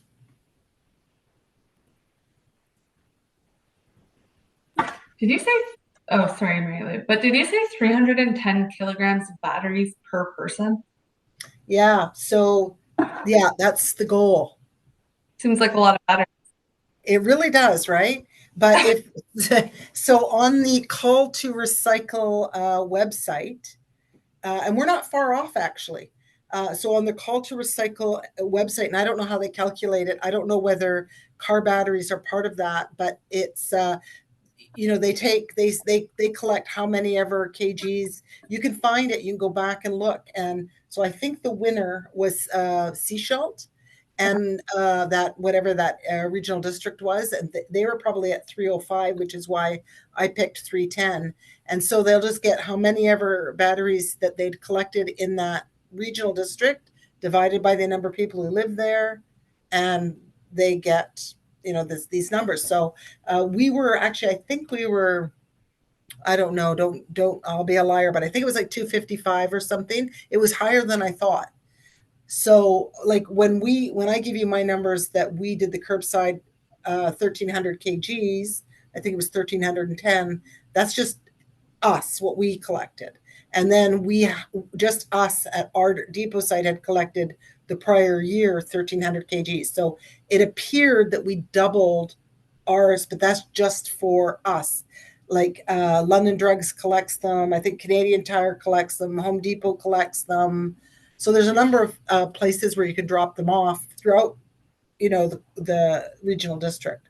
But I feel if we do a couple more of these battery collection things, like really the RMLW should have one, and the District of Squamish should have a battery bucket, and we should just have these battery buckets at all the places, and then we just do a quick exchange of it when it's full, and that would make a difference.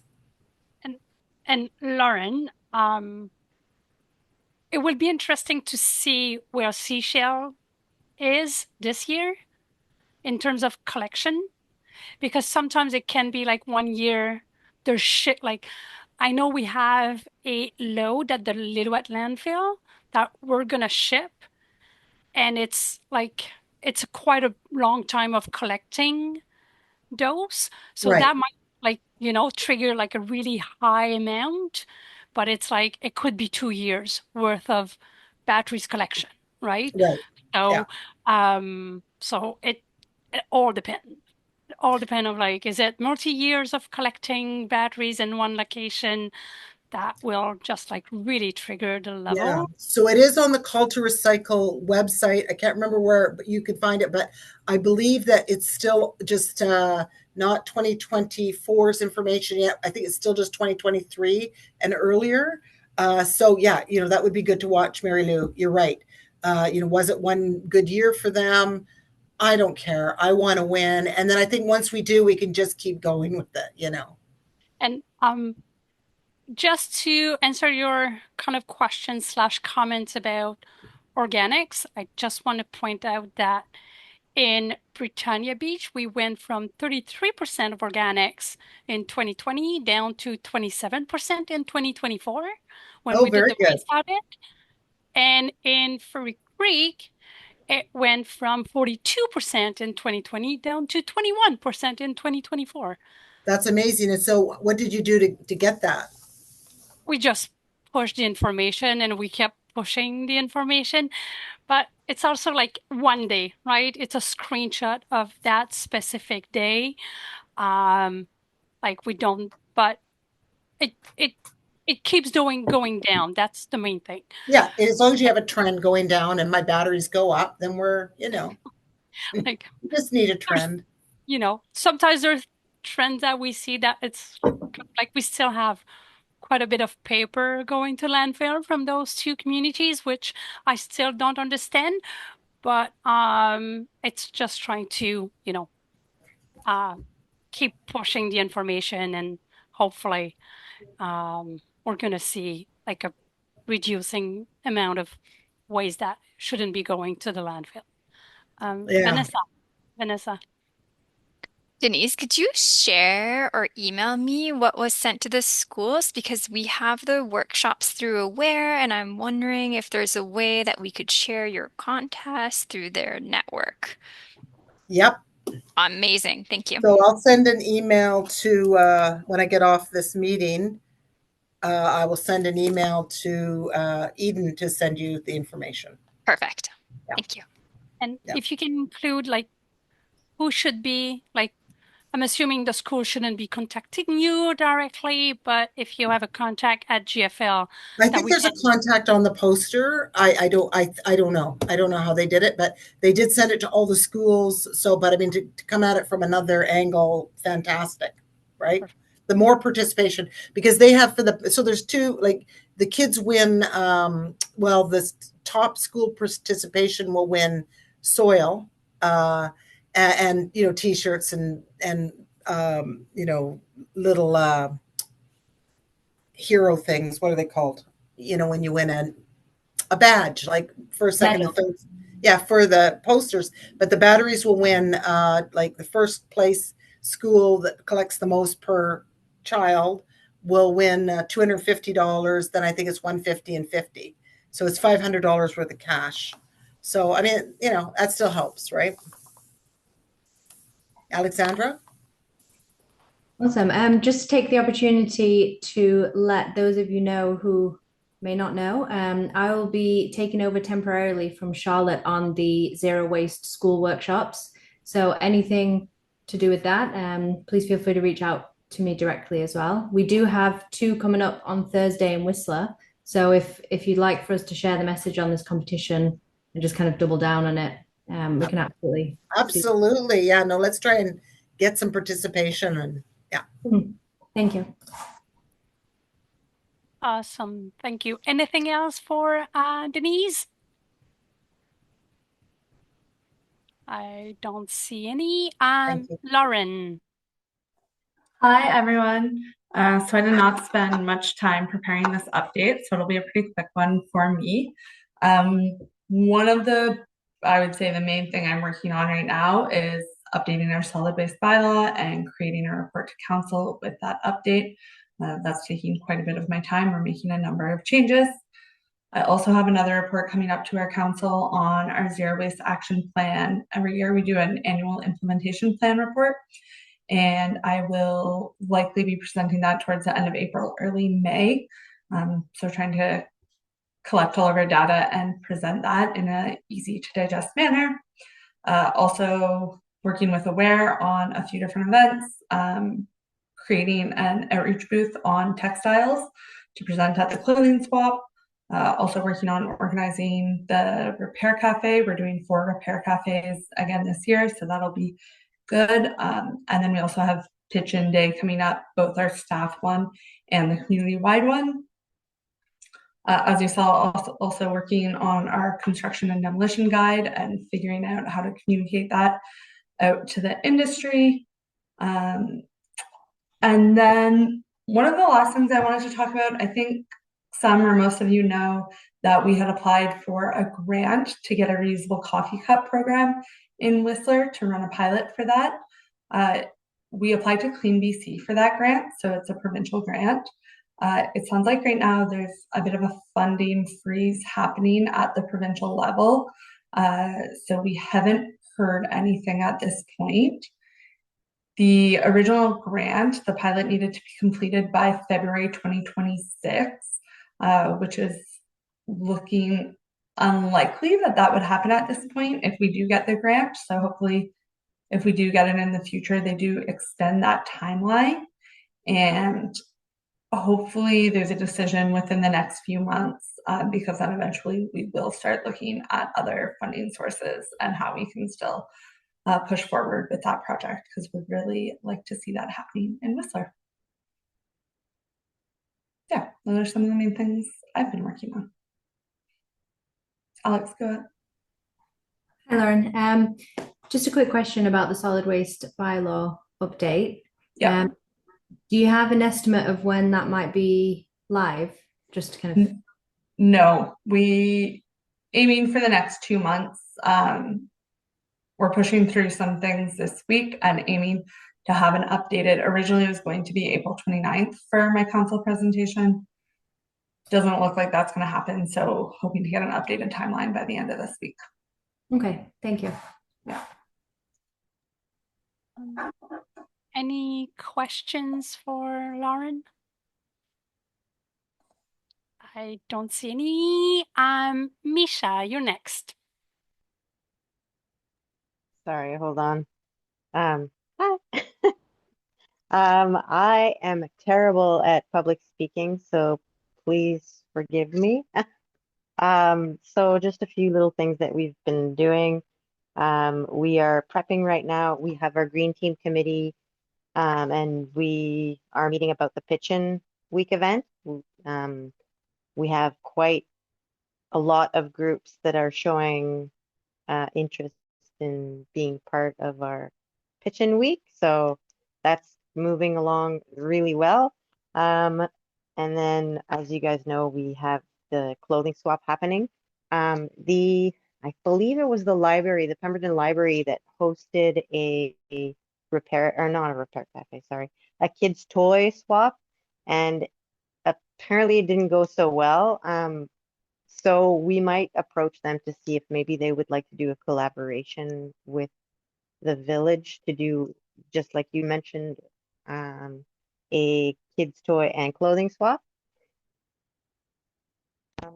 Oh yeah, the village of Pemberton is having a table at the farmers market every Friday, and with that, we will be able to join in and have someone represent well, any topic actually. So that's kind of neat, and that's pretty much it for me. Thank you. Thank you very much, Misha. This is great that the Green Team is like, you're doing so much, and this is really on the side of everything else that, you're doing on a daily basis. So this is great to see the village being so keen and to doing more around solid waste and any environmental initiatives. So kudos to you. So it's 3:30. Oh, yes, Misha. Sorry, I wanted to add, I'd like some information, more information on the garbage room information that you have. I believe that was Lauren or Laura. Lauren, I apologize if I'm getting the name wrong. I'd like to talk to our planning department and see if there's anything we can do to push that. We have so much development going on in Pemberton right now, so it'd be kind of nice to try to do something about that, and also the construction and demolition waste as well. So Yeah, if we'll I could, definitely make sure that we get you in touch with the right people. I will send you again the waste room, and just letting you know that I already reached out to Denise about the waste room tour. I didn't CC you yet. I just wanted to hear like kind of like when. But yeah, we're gonna, when we have like a better idea of like a timeline, we'll make sure to include you and plan SROD planning department so we can get the information around and we can push towards that. And we will definitely get you the right information. Yeah, and I wanted to add on to that, Misha, I put the link to our website in the chat for you. So it's under our development services. So if you look back in the chat, I put the document. And I believe it was last year or maybe the year prior, we actually connected with your planning department, and it was with them that we shared the document. So But more push is it's bad. And Vanessa and I are going to try to work on a cheat sheet to kind of like make sure we're not missing any big points when we do review those. I know Laura at the District of Squamish, they are reviewing quite a bit. We don't have as many, so we want to make sure that we're not missing any key points when we do review them. So we can definitely share that with you when we created this list of like main items that we don't want to miss, that we want to make sure that we bring back to the planning department from what we heard when we did the tour in Squamish this year, feedback from the drivers. So we'll definitely share share that with you for sure. Is there anything else? I don't see anything, any hands. So I just want to thank you all. I know those are quite long meetings, but they're so valuable. Thank you so much. It's great to get around the same table and hear from all of you guys, like the great work you're doing. I want to remind you that if it's not on your calendar, the next meeting will be on July 8th at 1 p.m. and then November 4th at 1 p.m. as well. And having said that, it is 3:41 p.m. and we can close the meeting.